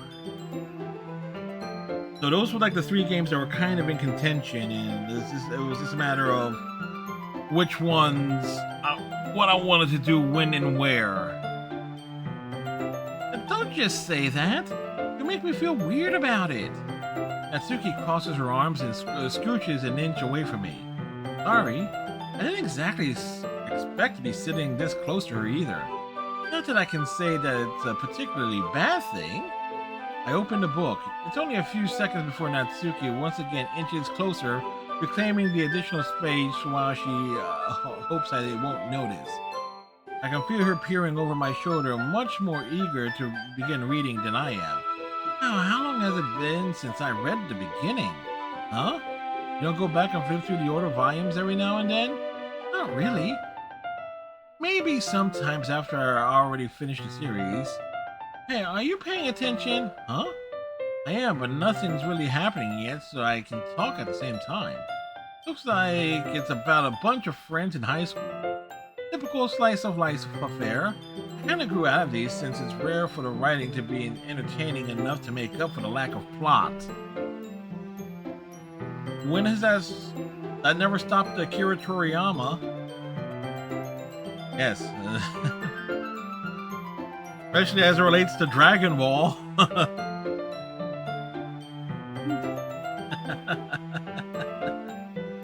I'm sure that's gonna piss someone off. So, what should I expect from this? Is there going to be a plot? Oh, obviously. I think I would enjoy something that didn't have a plot. I mean, well, I guess I know what you're saying. A lot of the beginning is about simple things. Like there's a really funny chapter where they're obsessed with the guy at the ice cream shop, but that just helps you get to know the characters.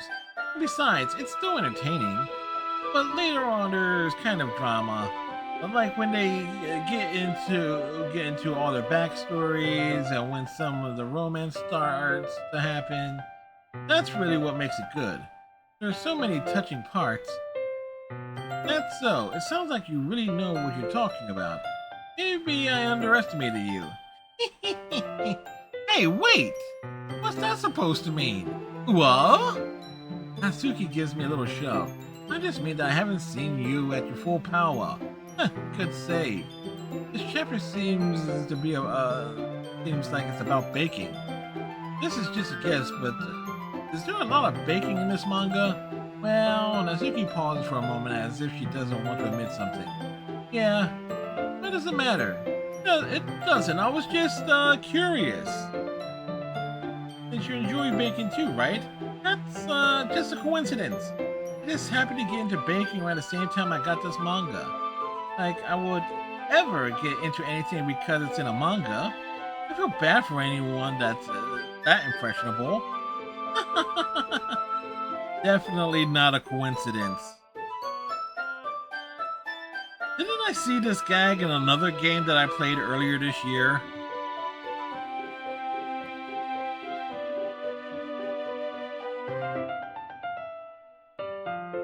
I could have sworn I played something that would almost that exact same line of dialogue popped up in, or on somebody's channel. So it was either something I was playing or something Hero Fizzer was playing, where that line, a specific line of dialogue was used. I guess that explains Natsuki's interest in baking. Still, of all the hobbies to pick up from manga, that's definitely one of the better ones. Not to mention, she's really good at it, so who am I to judge?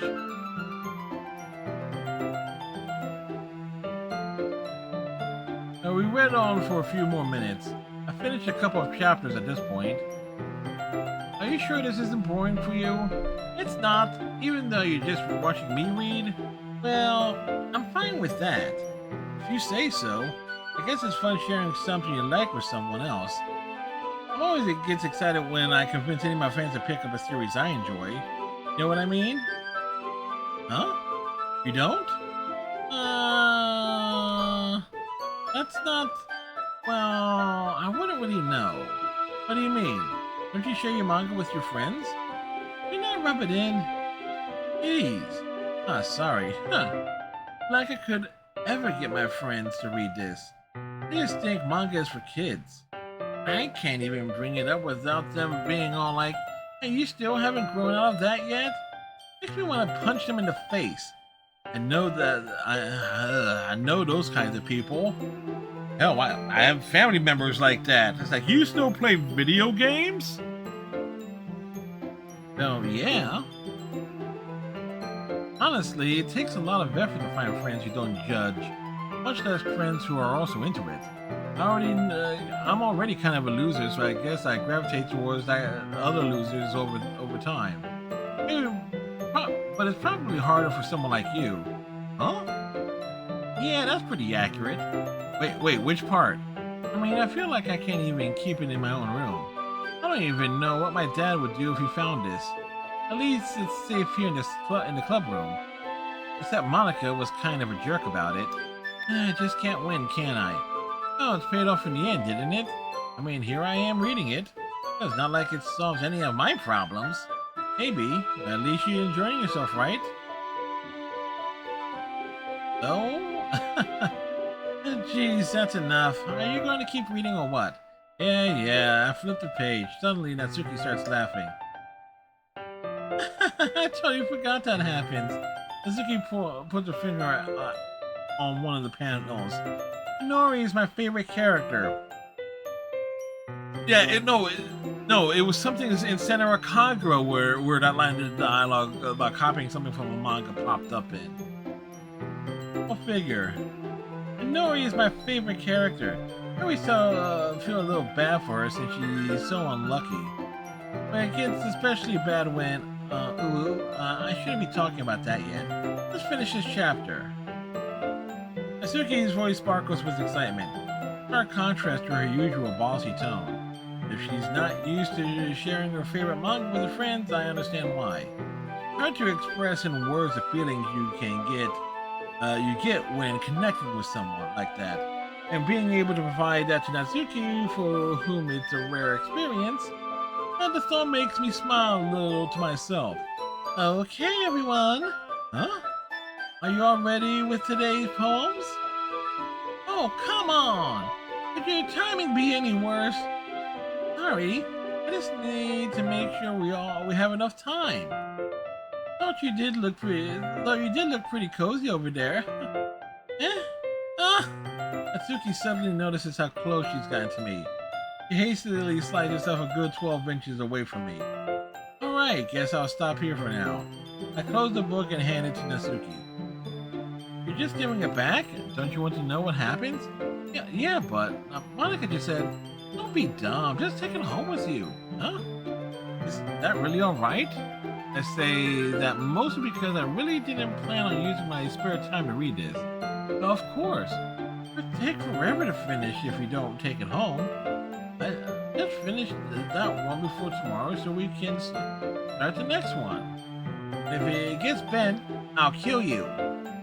By tomorrow? I think I'm partway through the volume so far. Might fall behind on some of the shows if I try to get through this.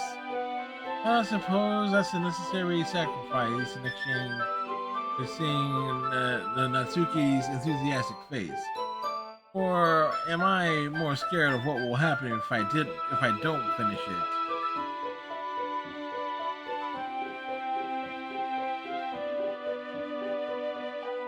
Alright then, I stand up. Oh, sorry. I return to where I put my stuff and carefully slip the book into my bag. Who should I show the poem to first? Natsuki! Natsuki reads my poem.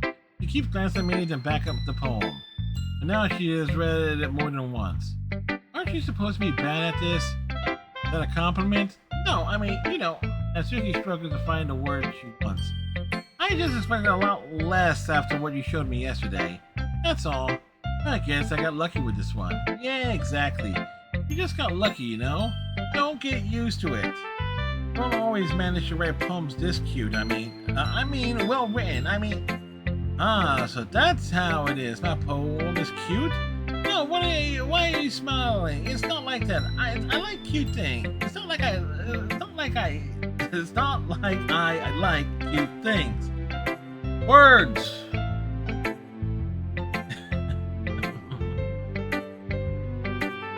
Natsuki shoves my poem back to me. Huh. Reading it again, I decided that it's not so great after all. Be cute and Doki Doki.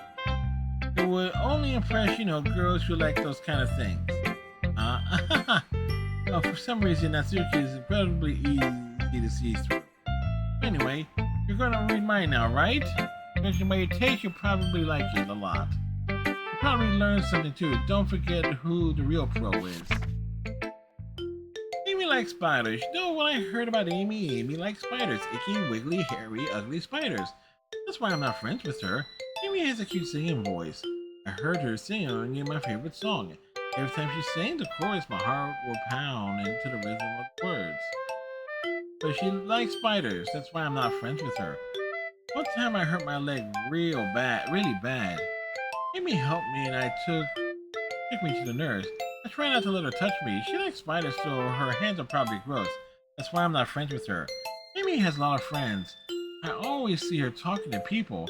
She probably talks about spiders. One of her friends start to like spiders too. That's why I'm not friends with her. It doesn't matter if she has other hobbies. It doesn't matter if she keeps it private. It doesn't matter if it doesn't hurt anyone. It's gross. She's gross. The world is better off without spider lovers. And I'm going to tell everyone. That's a bit mean, Natsuki. Quite a bit longer than yesterday's. Yesterday's was way too short. I was just warming up. I hope you didn't think that was the best I could do. No, of course not. Anyway, the message is pretty straightforward in this poem. I don't have to explain it. Sometimes you can explain the complicated issues with much simpler analogies. And it helps people realize how stupid they're being.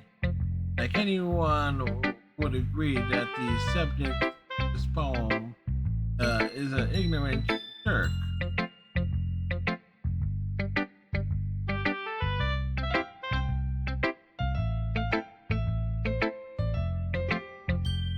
You know people like that? Of course, it's about how everyone thinks that doesn't matter. It can be about anything. Or it'd be easy to relate to. Everyone has some kind of weird hobby or guilty pleasure. Something that you're afraid of if people find out that they make fun of you or think less of you. This just makes people stupid. Here's what someone likes as long as they're not hurting anyone. It makes them happy. I think people really need to learn to respect others for weird things like that. Well, you're definitely right. At least I can relate to that. And I'm sure a lot of other people can too. What I do best, after all. I don't like writing unless there's a good message to take away from it. Like, conveying emotions is important. I really want to make people think, not just feel. Remember that.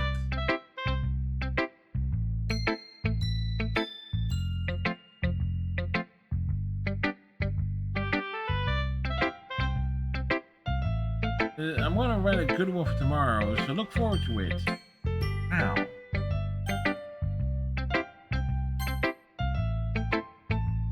Yeah, you can kind of tell when I'm kind of out of it a little bit. Oh, I like this one. It has some nice feelings in it. I'm glad. No, though, don't make it sound like you like yesterday's poem better. Yeah, I guess you caught me. Sometimes you know me a little too well for my own good. Don't just try to be nice about it. If I'm doing a bad job, then I'd rather just hear it. No. I still like this one, I promise. I wouldn't lie to you, friend. Never, ever. Yeah, I guess so. What made yesterday's poem so great compared to this one, then? Oh, well, I'm not very good at figuring out if poems are good or bad. But that's why I just go by my heart. If it makes me feel things, then it must be a good poem. I'm not sure that's exactly how it works. Then again, I guess conveying feelings is a pretty important part of the whole thing. Yeah, maybe. Honestly, I don't even know what kind of writing style is this in the first place.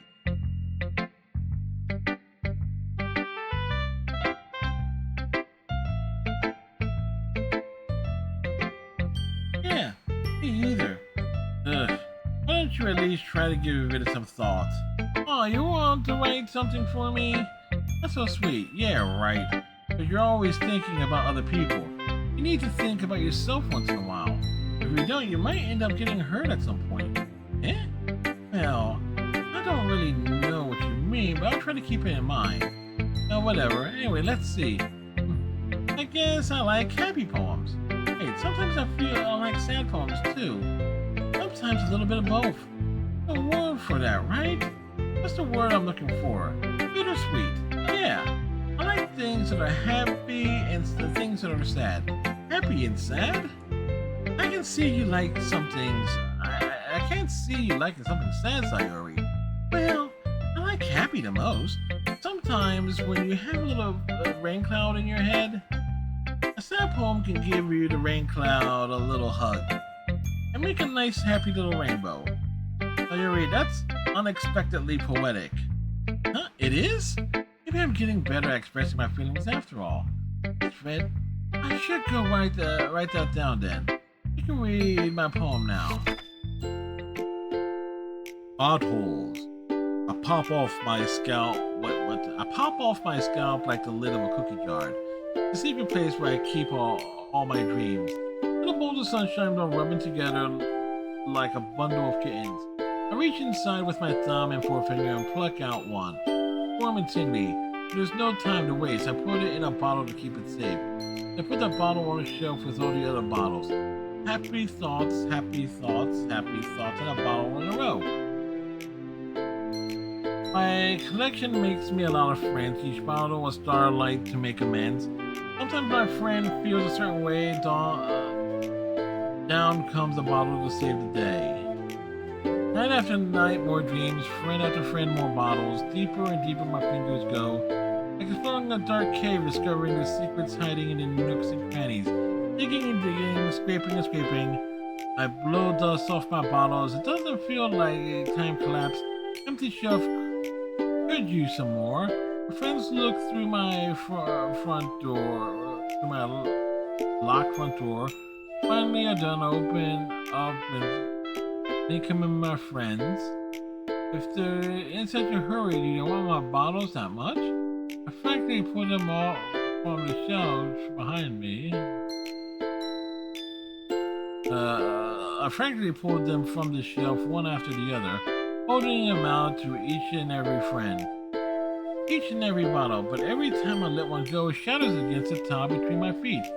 Happy thoughts, happy thoughts, happy thoughts and shards all over the floor. They were supposed to be my friends. My friends weren't smiling, they were shouting, beating, something. All I hear is echo, echo, echo, echo inside my head. Holy crap! Harry, did you really write this? Of course I did. Didn't I tell you yesterday I was going to write the best poem ever? Yeah, but I mean, I didn't expect something like this coming from you. Monica taught me a whole lot. I've been really in touch with my feelings recently.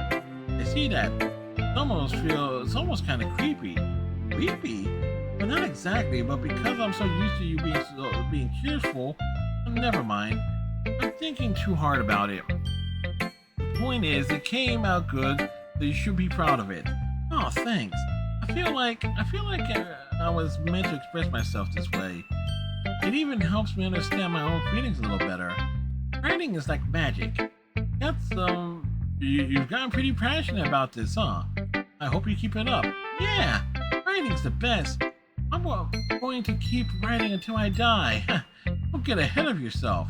Stories always have a habit of getting obsessed with something before dropping it, no more than a week later. I wonder if this is one of those times. But seeing the passion rise makes it hard for me to be pessimistic. Yuri! Is it my turn? Let's see how it compares to yesterday's. see. It's a little bit different. I respect you for trying different things. Were you inspired by Natsuki's program? Or Sayuri's, perhaps? Well, I guess you could say that. I thought so. I'm happy for you. You don't need to find inspiration in my poems. I write them for myself, not for anyone else. So I don't really need for people to like them or anything. Yuri, huh? I'm sorry for being blunt, but you're overthinking this a little. Just because our styles are different doesn't mean I dislike your poems. In fact, if I try to do something in your style, I will probably just do a terrible job. I see. I'm sorry. My stupid mind, it likes to do that sometimes. Anyway, you don't need to be afraid to be a little more daring. Metaphors can go a long way. Don't feel like you need to work your brain like turning a bunch of gears. Try letting your mind wander through your feelings. Write down the things you see and hear. That's one way to truly enable your reader to see into your mind. It's a very intimate exercise. I see.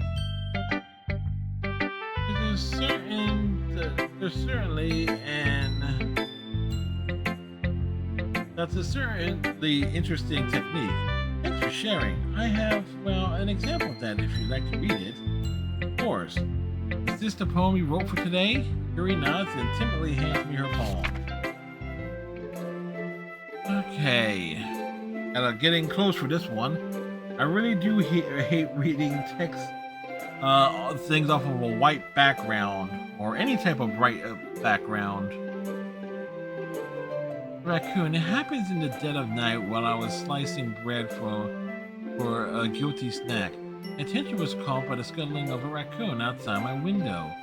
That was, I believe, the first time I noticed my strange tendencies as an ordinary human. Give the raccoon a piece of bread, my subconscious well aware of the consequences. Well aware that a raccoon that is fed will always come back for more. The enticing beauty of my cutting knife was a symptom. Bread, my hungry curiosity, the raccoon, an urge. The moon increments its phase, reflects that much more light off my cutting knife. Very same light that glitters in the eyes of my raccoon friend. A slice of bread, fresh and soft, raccoon becomes excited. Or perhaps I'm merely projecting my emotions onto the newly satisfied animal. The raccoon has taken to follow me. You could say that we've gotten quite used to each other. The raccoon becomes hungry much more and more frequently. My bread is always handy. Every time I brandish my cutting knife, the raccoon shows me its excitement.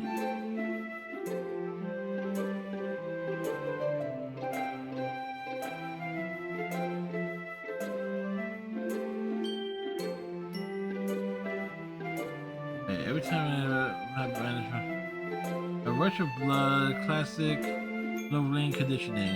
Slice of bread and I feed myself again. Excuse me. I was a little more daring with this one than yesterday. I can see that. It's a lot more metaphorical. I don't know if it's metaphor, but I can't begin to imagine what this poem is about.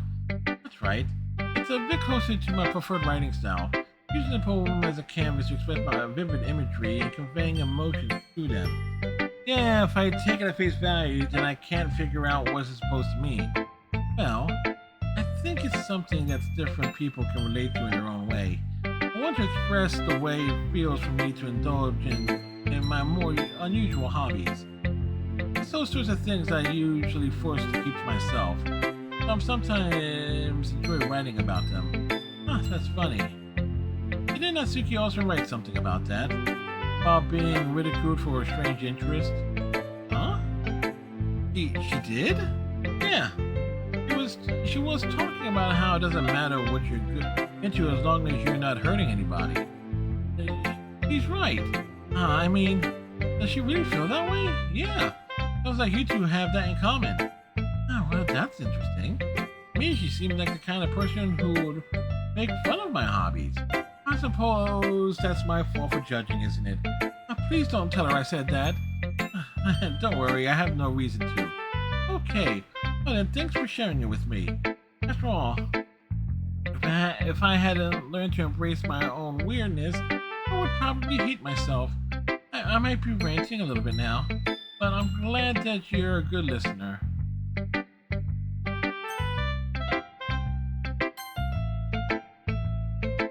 Hi again.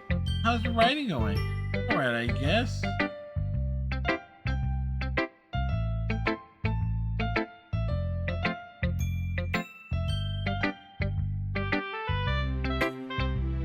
I'll take that. As long as it's not going to be bad.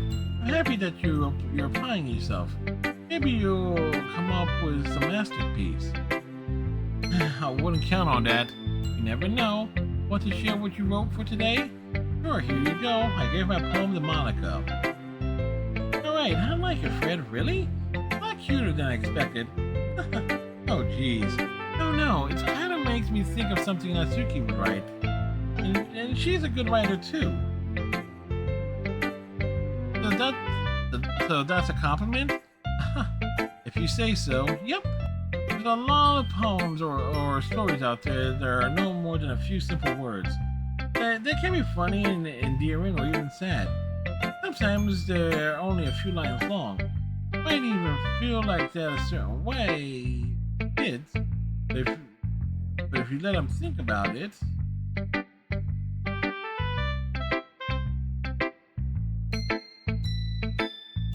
They expect views of the world that would apply to anybody.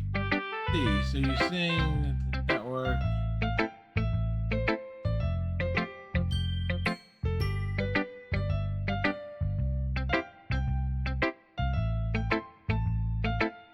Man. So you're saying that Natsuki is kind of like that? Sort of. Maybe she's not an expert, but you probably won't find much filler in her poems. They might be easy to write, but they're super challenging to get the meaning through.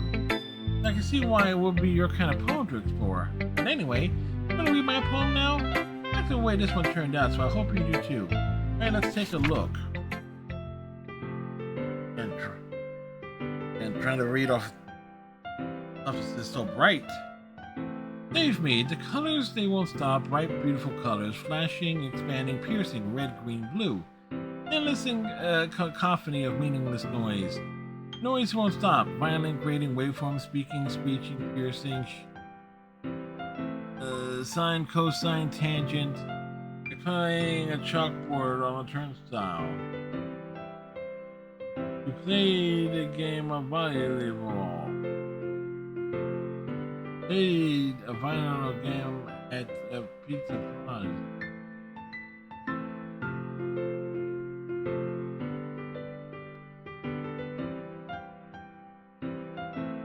Excuse me. The noise won't stop. Oh, violent, grating waveforms, squeaking, screeching, piercing, sine, cosine, tangent. Like we were playing chalkboard on a turntable, playing a vinyl on a pizza crust, an endless poem of meaningless. Load me. Save me, load me.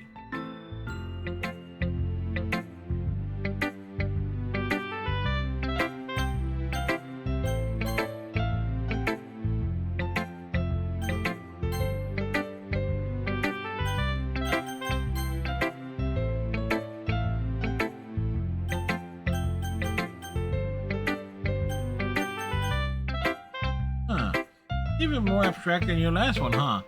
I guess it's kind of the way I write. Sorry if you don't like it. No, I never said that. Just kind of these things I've never really seen before, I guess. I kind of like playing with my space in the paper, using where and how to spread your word, and totally change the mood of the poem. Almost like an image planner.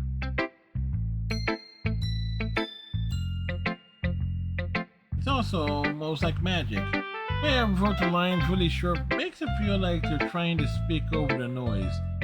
See, it's still hard for me to tell what it's about though. Sometimes asking what a poem is about isn't the right question. A poem can be abstract as a physical expression of a feeling or a conversation with the reader. Putting it that way, not every poem is about something. Anyway, here's Monica's writing tip of the day. Sometimes you find yourself facing a difficult problem.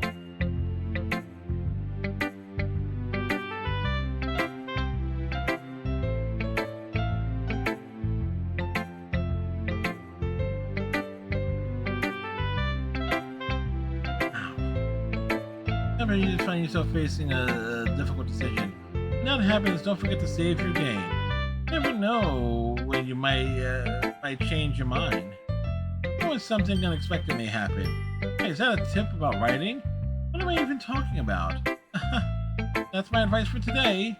For listening. Yeah, this totally. Okay, everyone. We're all done reading each other's poems, right? I have something extra planned for today, so if everyone can come sit at the front of the room. Is this about the festival? Oh, sort of. Do we really have to do something for the festival? It's not like we can put together anything good in just a few days. We just end up embarrassing ourselves instead of getting any new members. That's a concern of mine as well. I really don't do well with... I don't really do well with last-minute presentations.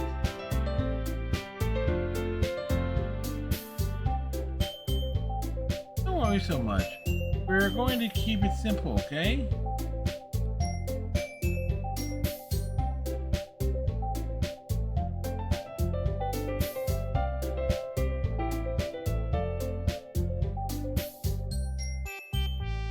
Don't need much more than a few decorations. Yuri has been working on posters and I've designed some pamphlets we can give out during the events. Okay, that's great and all, but that doesn't tell us what we're actually going to be doing there for the event. Sorry, I thought you heard already. We're going to be performing. Performing? Monica, we're going to have a poetry performance. Each of us are going to choose a poem to recite during the event. The cool part is, we're also going to let anyone else come up and recite poems too. Barry's putting it all on the posters in case anyone wants to prepare ahead of time. Barry, who's been coloring a poster, holds it up for us to see. Are you kidding me, Monica? You didn't already start putting up these posters, did you?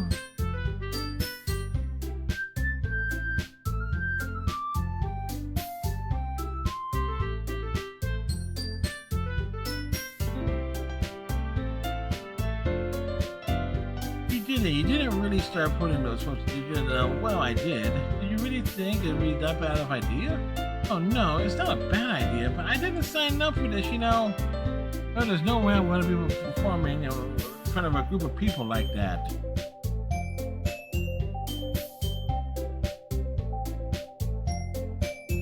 I agree with Natsuki.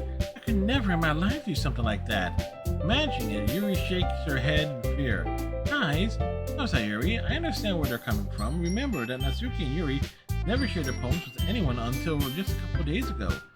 It's a lot to ask for them to recite their poems out loud into a room full of people. I'm guessing it's kind of, I guess I kind of overlooked that. Oh, I'm sorry. But I still think we should give it our best. We're the ones responsible for this fate of this club. We start the event and each put on a good performance, and will inspire others to do the same. The more people who perform, the better we'll be able to show everyone what literature is all about. Yeah, but expressing your feelings, being intimate with yourself. Homage to yourself.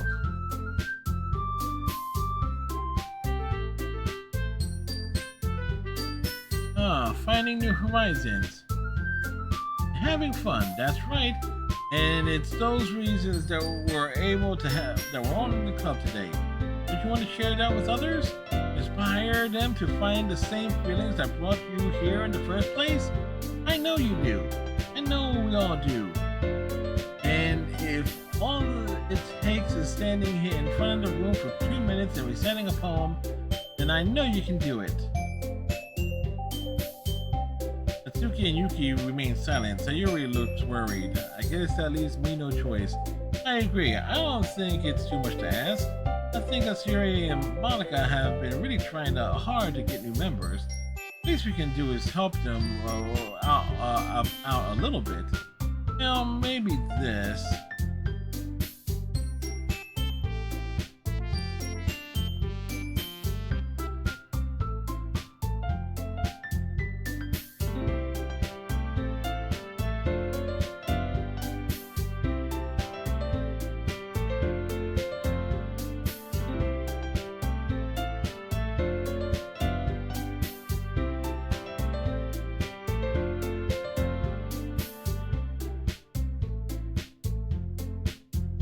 Looks like Natsuki doesn't have any arguments left. Okay, fine. I guess I'll just have to get it over with. Alright. Phew, thanks, Natsuki. What about you, Yuri? Yuri dejectedly glances around at everyone else's expected faces. I guess I don't really have a choice. That's everyone! You're the best, Yuri. This club is seriously going to be the death of me. Foreshadowing! Oh gosh. You'll be fine, Yuri. But anyway, let's move on to the main event. I want each of you to choose a poem of yours. We're going to practice reciting them in front of each other. No way! Monica, you're sudden. Well, if you can't recite your poem in front of your club, how do you expect to do it in front of strangers? Oh no. Don't worry. I'll start off to help everyone feel a little bit more comfortable. Can I go next? Of course. Let's see. Monica flips through her notebook to the specific poem she has in mind for herself. Then stands before the podium. This is the title of this poem is The Way They Fly. Ahem. Monica begins reciting her poem. A clear, confident voice fills the room. More than that, her inflection is pristine. She knows exactly how to apply emotion behind each line she recites, bringing the words to life. Is this something she's done before, or is she simply a natural? I glance around me. Everyone has their eyes on Monica. Sayuri looks amazed. Yuri has the intense expression on her face that I don't understand. Finally, Monica finishes the recitation. Four of us applaud. Monica takes a breath and smiles. That was so good, Monica. Thank you very much. I was just hoping to set a good example. Are you ready to go next, Sayuri? I'll go next. What? Yuri's fired up all of a sudden. Yuri clutches a sheet of paper between her hands and stands up. Keeping her head down, she walks quickly over to the podium. This poem is called Yuri Anxiously Glances at Each of Us.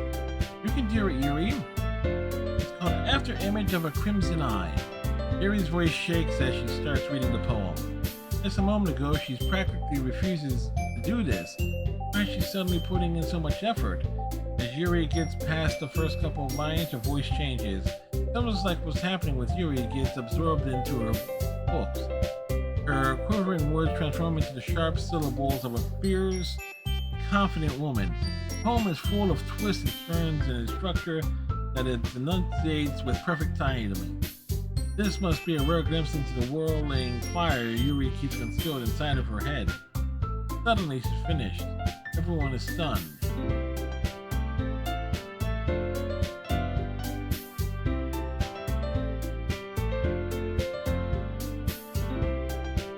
Everyone is stunned. Yuri snaps back into reality and glances around her, as if she bewildered even herself. It's up to me to save the situation. I'm the first to start applauding. Everyone joins me afterwards to give Yuri the recognition she deserves.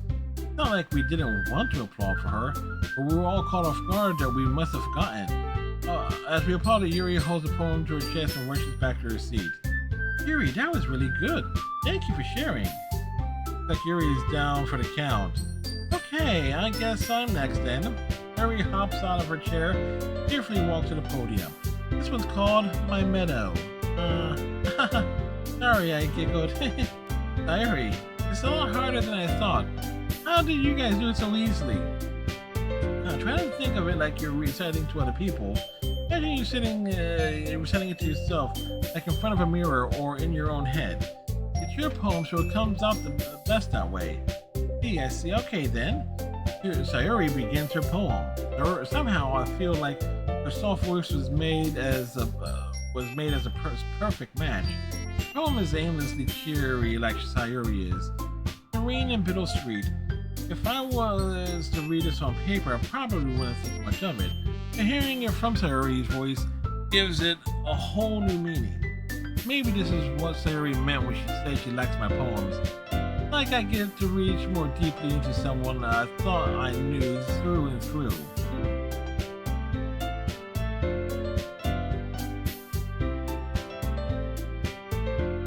Sayuri finishes and we applaud. I did it! Good job, Sayuri. Even your friend likes it.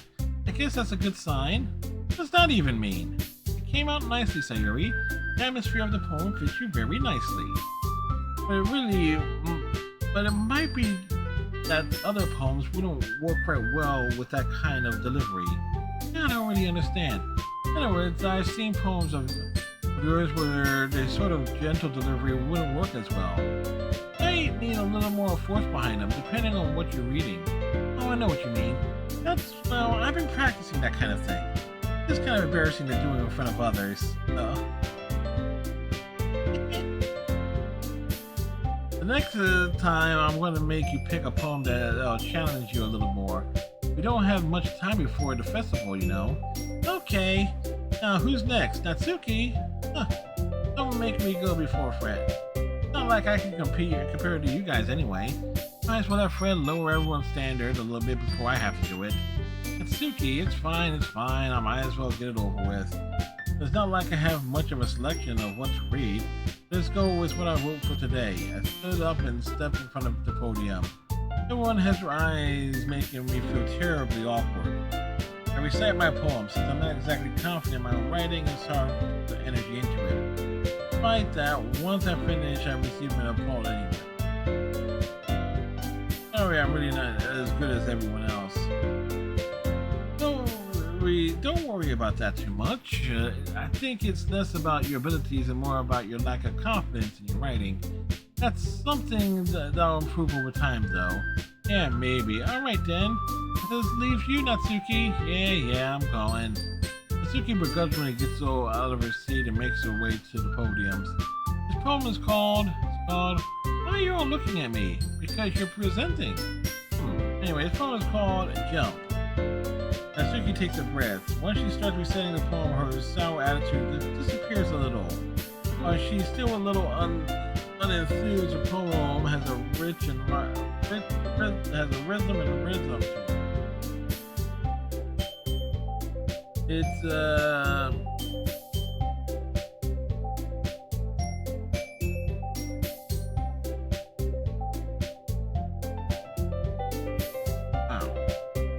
Natsuki's trademark style and works surprisingly well when spoken aloud.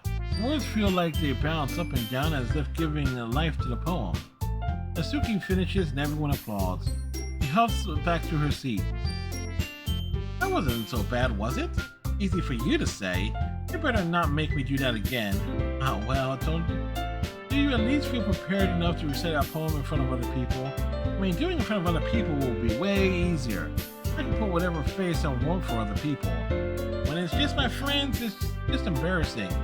That's a surprise, Natsuki. I think it will be the other way around. Yeah, that's just how it is, so, well, I guess in that case, you won't have much to worry about for the festival. I said, I want to thank everyone for coming through.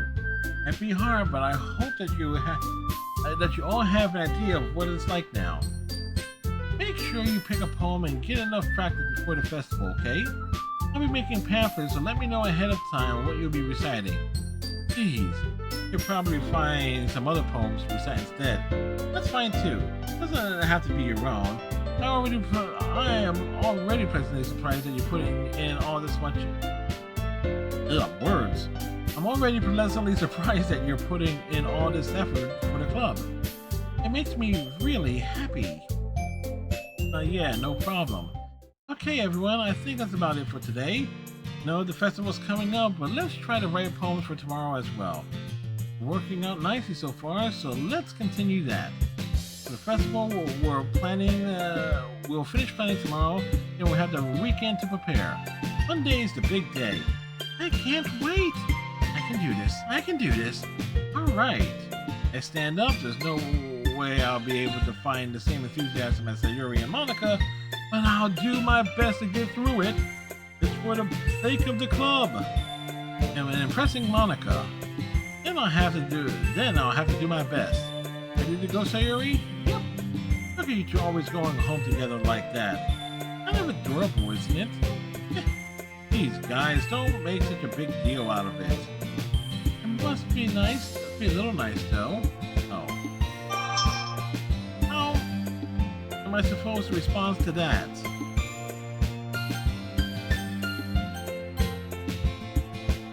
Hold up. Give me a moment.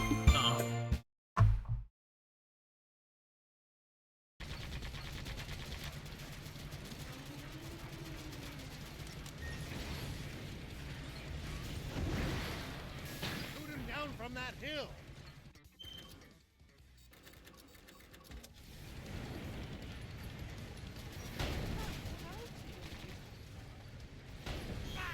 So accurate.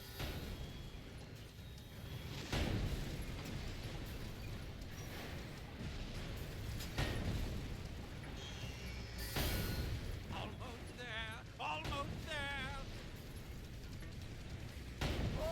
I truly despise you. You won't be able to defy me for much longer, though. I despise you. So accurate. These stupid humans on. Got him. This is the end, you fools. I'll let. Hardly any humans around here. It's a harsh region. It's not easy to survive here, so most don't bother That's a huge crocodile! Attack it from the bot, Prince.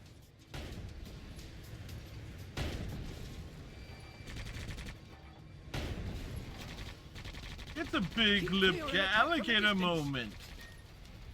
Woo! Finally got that greater desert crocodile thing.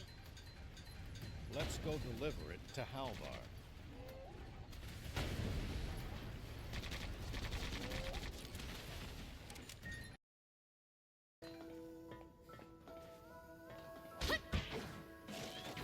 So far, so good. The Royal Army, and maybe Royalists, whatever those are. Feel like I remember that coming up. Loyalists? Apparently the armed group was talking about Here we it. go. Not sure what the term means, though. I see. Oh, we made it up top. Fuck.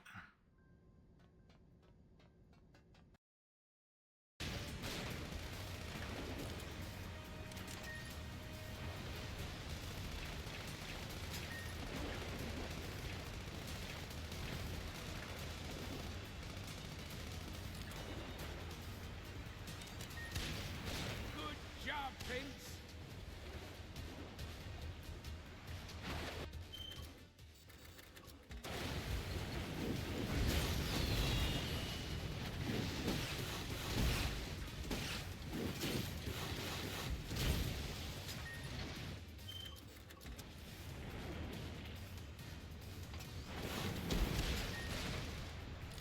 Good.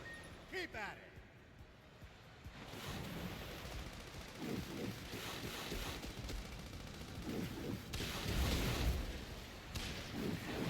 There we go.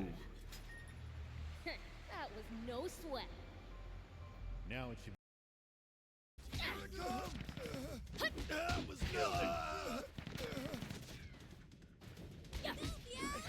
Still fight. That was nothing. Still fight. Take that! Fire! That was nothing. Still fight. Prince, You don't miss. Take that!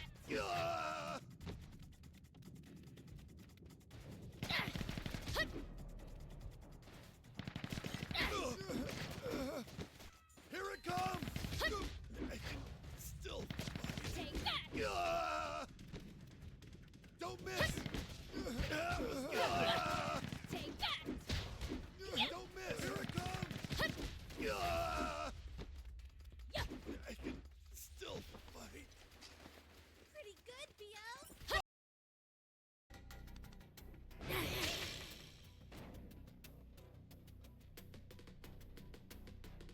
through there.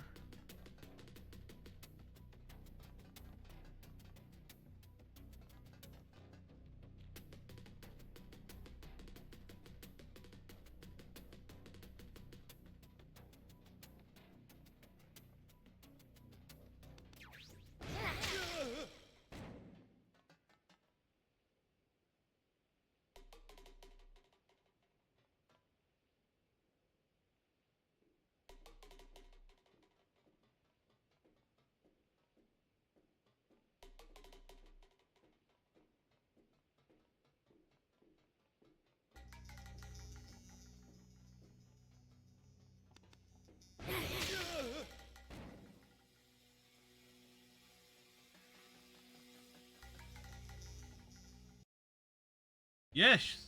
Now, foul fiend! Unless you want your friends to lose their heads, get on your knees and grovel before me! Oh, he doesn't grovel. If I do, will you promise to let them go unharmed? Perhaps. I'll consider letting them go. What the heck? I can't read this guy's mind either. So, what'll it be, fiend? Better start begging before I run out of patience! You have patience?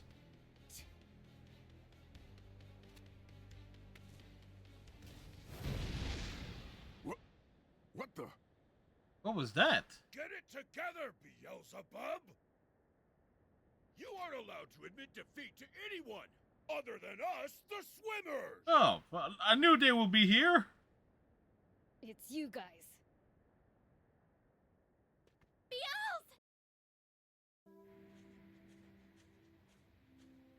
Yeah, big, huge problem.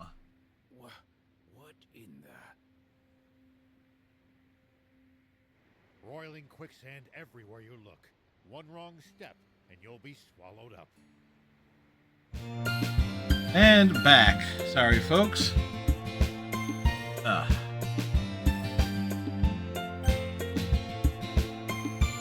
How am I not supposed to respond to that? It's okay, Fred. You don't have to say it. Whatever, let's just go already.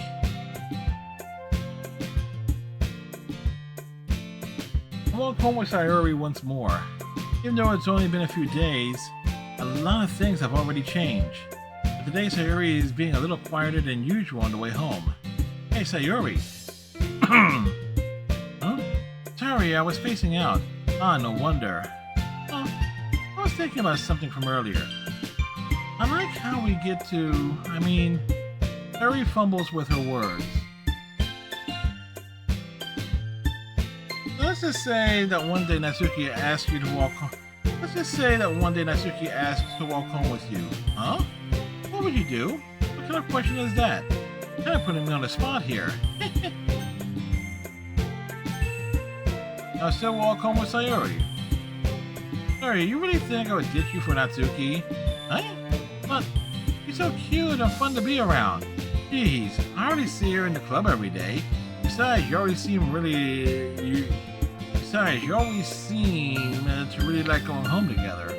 I wouldn't just ruin that for you. You're so silly. You think about me too much sometimes. Natsuki would deserve it if she wanted it to, so... Sorry, I already made up my mind. I really can't figure you out sometimes.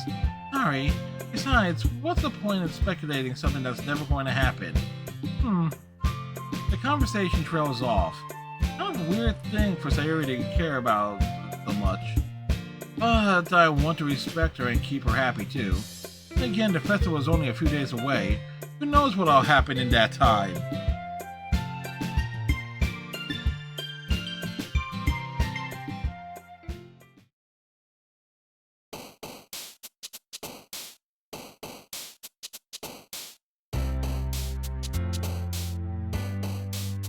Okay. Time is on the list. RP is not on the list.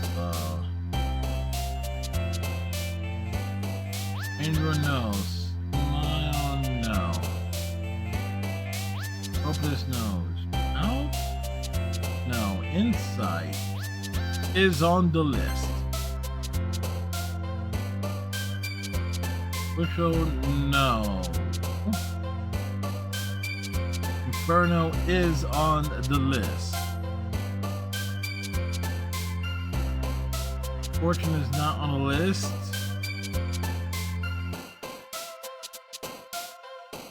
Proof is not on the list. Treasure is not on the list.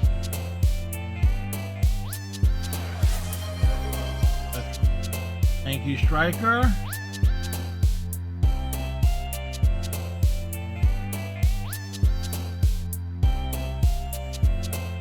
Embrace is not on the list.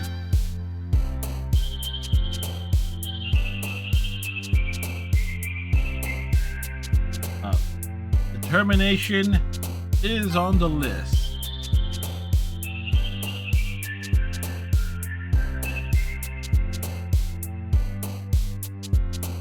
Flowers not on the list. What about Rose? Rose is not on the list. Eternity's not on the list. Oh, it is. Okay.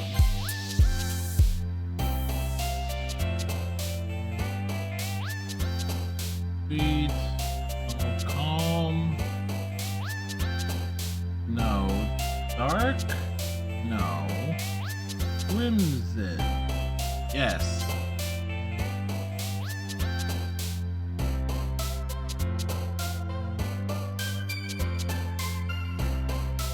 Entropy is on the list. Massacre not on the list.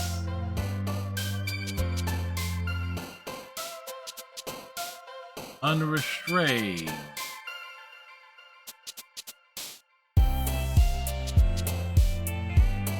Disarray.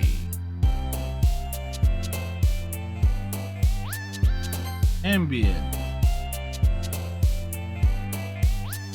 Wrath on the list? It is.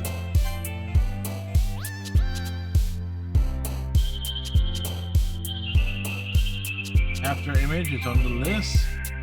I know Charm is down the list. Tragedy. Oh, too obvious. Uncanny is on the list.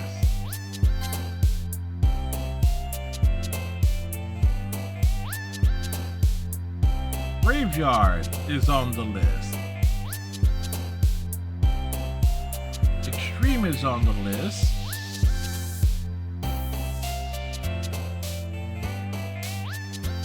Electricity is on the list.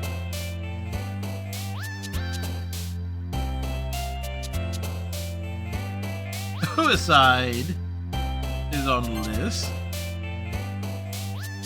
as is Meager.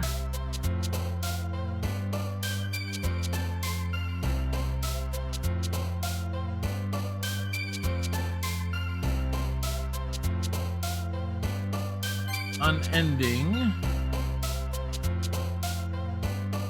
And Judgment. Yeah. Achievement! Yeah. What video did you just watch?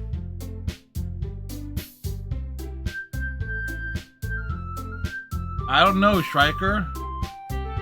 What video did you just watch?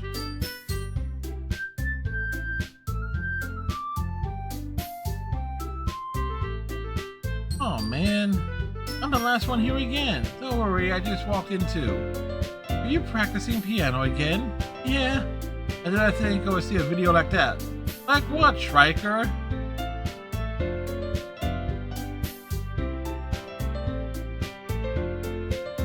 So yeah.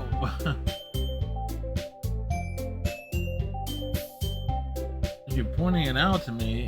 You're making a big deal out of it.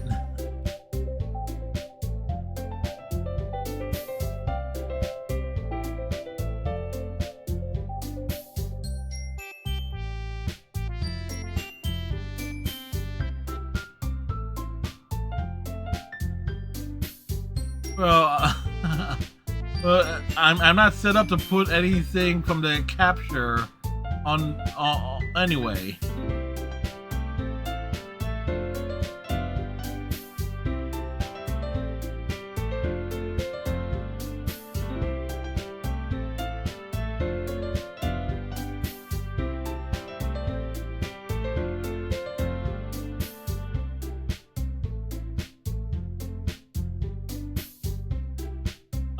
You might be able to, Striker.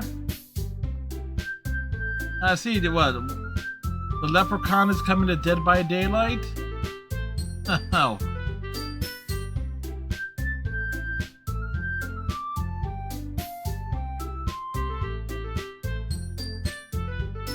Alright.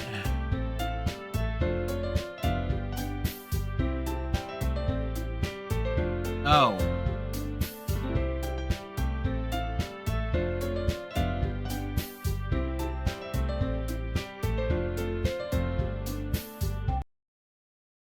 I may not have the audio.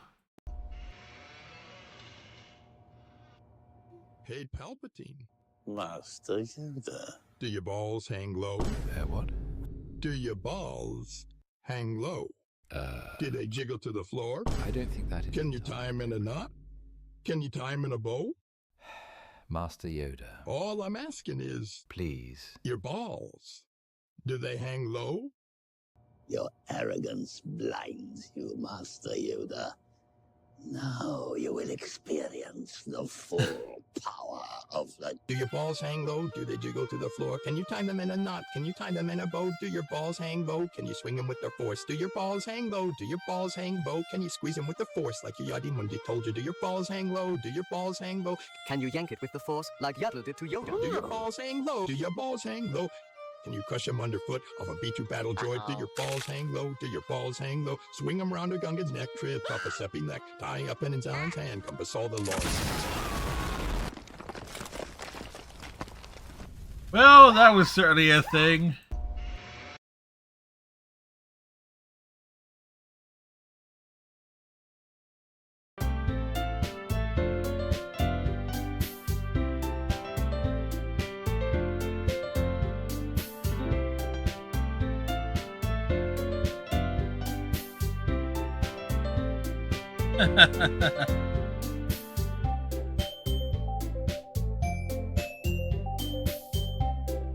Also, yes, they added the leprechaun to Dead by Daylight.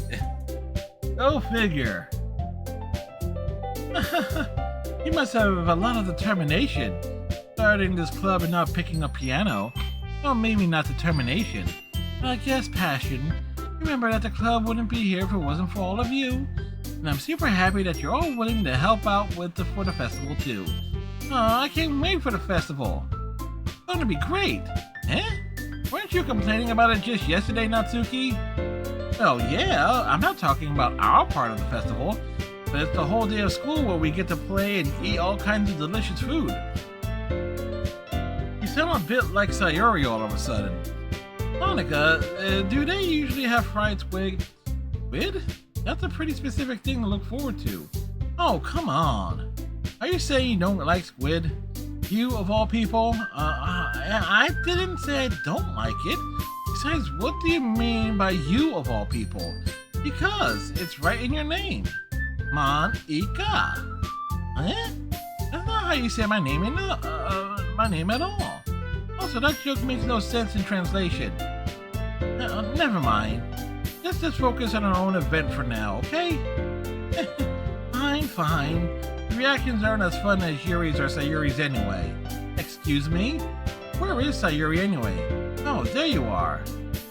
Sayuri is sitting at a desk in the corner of the room looking down at nothing.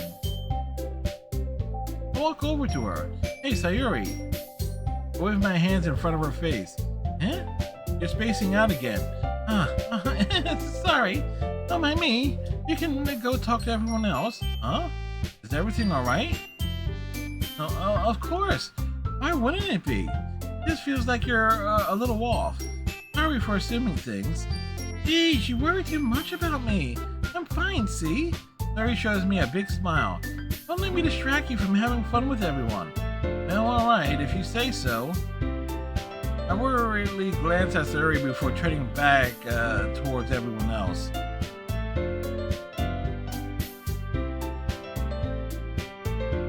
But that conversation has already dispersed with everyone back at their usual activities. Maybe I should ask Monica if she's noticing anything about Sayuri recently. Since they've been preparing for the festival, they must be spending a lot of time together. I timidly approached Monica, who is shuffling through some papers at her desk. Hey, what's up? Hey, this might sound a little strange, but have you noticed anything up with Sayuri recently? Anything up with her? In what way do you mean? Maybe I'm reading into it a little too much, but she seems a bit downcast today. Oh, you think so? I can't say I've noticed anything about her. Monica peers across the room at Sayuri, who is idly dragging a rubber eraser up and down her desk. Maybe there is something on her mind, but I'm surprised I'm not the one. I'm surprised I'm not the one asking you. You certainly know her a lot better than I do. Yeah, but she's never really like this. She's always talked to me about things that bothered her. But this time when I asked her, she was really dismissive. Excuse me. Sorry, I know it's not your problem. I just wanted to ask you if you knew anything, so I'll drop it now. No, it's important to me too. I mean, I'm also friends with her. I also care about her well-being, the well-being of my club members, you know. Maybe I'll try talking to her myself. Are you certain about that? She seemed like she wanted to be left alone. Are you sure? Maybe she's just having a hard time bringing it up with the person of interest. Person of interest? What do you mean by that? I'm saying that maybe the thing on her mind is you. Me? How on earth would you come to that conclusion? Well, I probably shouldn't say too much, but Sayuri talks about you more than anything else, you know. She's been so much happier ever since you joined the club. It's like an extra light was turned on inside of her. What? No way. Sayuri is always like that. She's always been full of sunshine. It's not any different now than it always has been. You're so funny. Have you thought that maybe you're always seeing her as so cheerful because that's just how she is when she's around you? I said too much. I'm sorry. What do I know anyway? I didn't mean to jump to conclusions, so you should just forget about what I said. I'll try to talk to her, so try not to think about it for now. Alright. Monica smiles meaningfully. I knew she said to forget about it, but I already knew that I won't be able to get her words out of my head.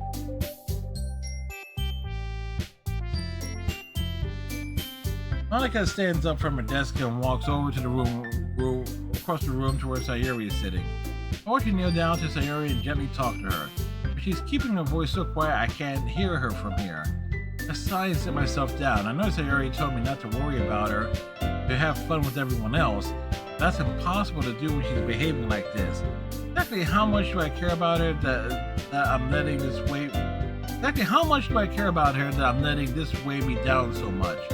Now it feels like I'm the one behaving out of the ordinary.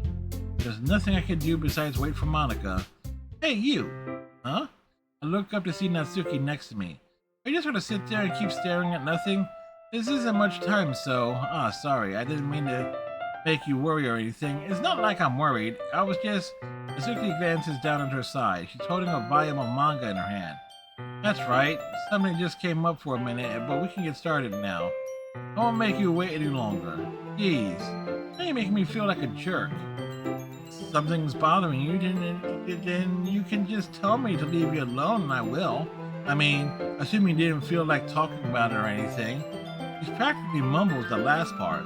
Yeah, I'm probably making it seem like a bigger deal than it is. I've just been thinking about Sayuri, that's all. Sayuri? Thinking about her? Yeah, but she seems pretty down today. But she didn't want to admit it to me.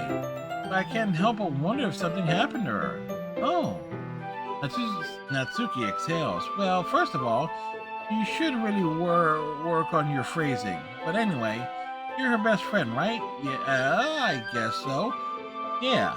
Then in that case, I think you should trust her a little more. If she needed you, then you would be the first person she would go to, right? Yeah, I guess that's true. I mean, some people just have those days. Can't always avoid it. If anything, she probably doesn't want you to worry about her because it's not important. Yeah, that's kind of what she said to me. Maybe it's not right for me to go against her wishes. Exactly. If she needs you to worry about her, then it would be a lot more obvious. Yeah? I should have thought of it that way from the start. Suki fiddles with the book she's holding in her hands. She really means a lot to you, doesn't she? Don't get this wrong idea or anything. We've just been friends for a long time. Don't want to be worried about your friends. I mean, you were worried about me, so I was not. Geez, if you're fine, then let's hurry up and get started already. Yeah. Okay, everyone. After some time passes, Monica calls out to the classroom, or the club room. Why don't we share our poems now? Before I know it, everyone is back to normal. Everyone goes to retrieve their poems, and I do the same. Make eye contact with Monica, and she smiles at me. I wonder what she talked about with Sayori. Alrighty. Alright, so because of the very nature of this game,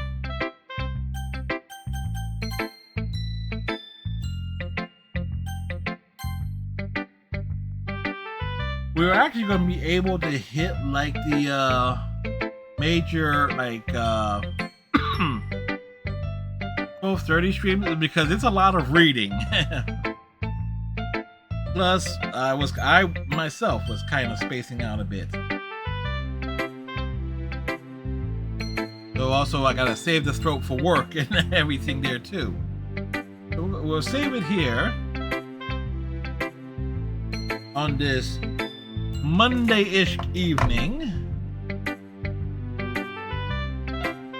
and we'll find someone to raid.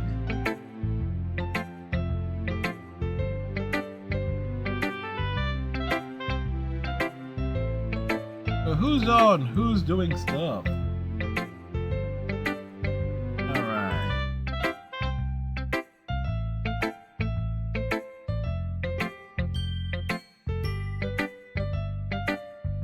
You know what? Let's see.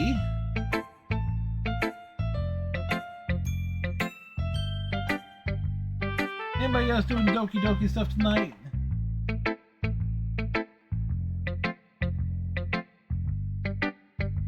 There are a few other people.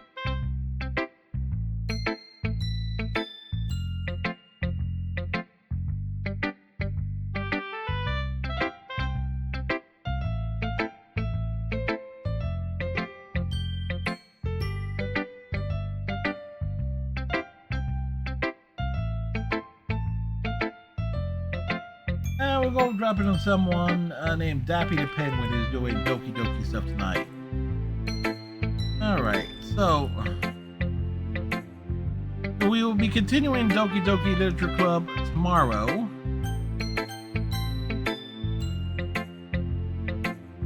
Usual time, 9:30, and then Wednesday we got Gears of War 3 with Iceman. Doki Doki Literature Club will also be on Thursday stream.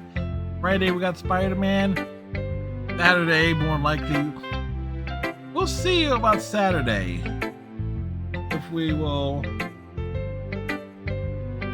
do because that'll be like a 5-hour stream. I will kind of like question that, sanity, because I feel my voice starting to like back up and stuff.